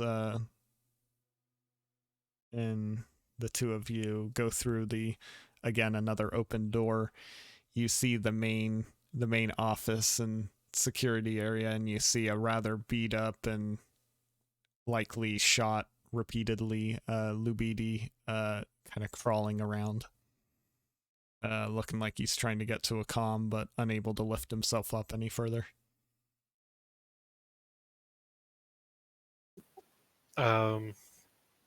So would immediately, like, is there anybody else in the room or just him? Just Lubidi to Okay, your yeah. observation. Solidar would immediately rush over and try and help him to the comm to do whatever he's doing. As you're trying to do so, you can tell he's dying and probably isn't able to do whatever he's trying to do. And Look at Ray. Do you any med? No. She shakes her head. Let's see. Need to check something. Okay, yeah, I have emergency med pack in my Jedi utility belt, which means I can try to make a med check without having skill in it. Okay. What's else gonna do? He's gonna die. So yeah. 4 difficulty and a setback.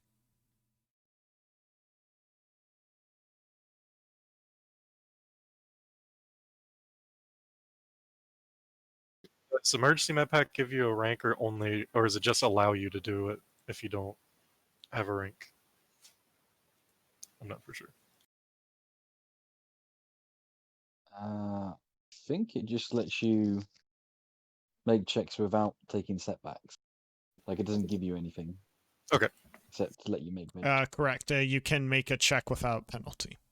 Yeah, the setback is due to, obviously, situation, not penalty. But yeah, so it just lets you try. Will Ray assist me? yeah. She'll prop him up. That's about all she can do.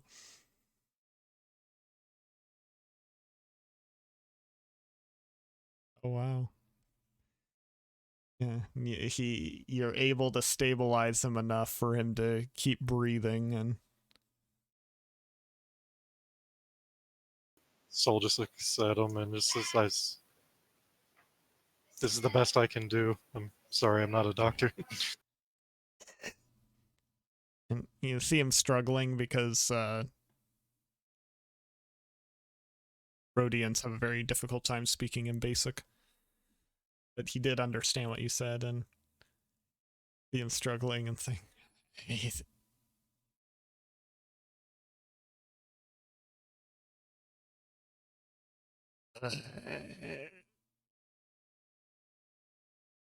who are you? I am Sol Skywalker. I was looking for a Jedi shipment. I know you have trouble talking, so I just needed to know a name of who hired.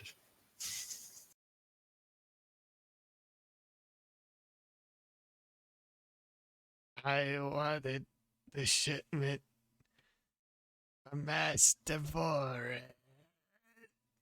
He loves the Jedi relics. But he won't get them. I'm as good as dead. And you just see his eyes like kind of getting thinner and his ears kind of shifting around.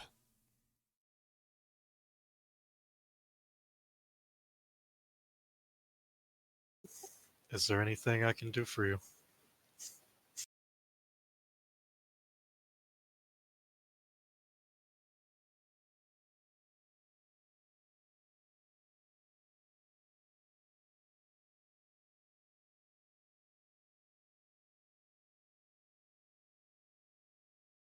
Not Jakarta.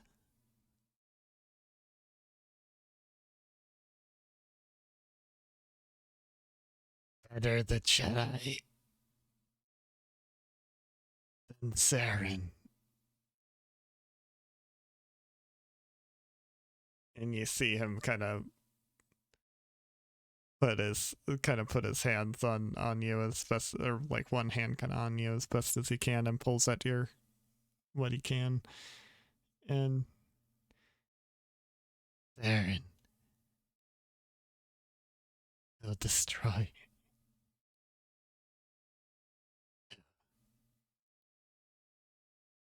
And he kind of just leans back. He's alive, but too tired.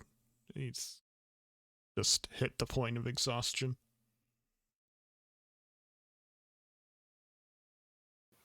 Yeah, Sol would like try to move and get him comfortable to lay there. Yeah, as you do, Ray stands up and looks out the observation window and says, Sol? Yeah, Sol looking where she's looking at. You just see about 12 drones are just floating, staring through the observational window at you and her. Sol's gonna slowly shut the blinds. Like, just starts turning the blinds to slowly shut. You activate the thing that shutters the blinds.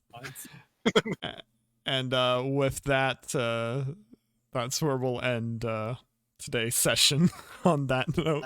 As He the just shutters stares. close. He just hit beep and hits the button. So as the shutters close, we'll end today's session. Yeah, great session, gang. Looking forward to see where it goes next. And thanks everyone who tunes in and listens in during live and over the week.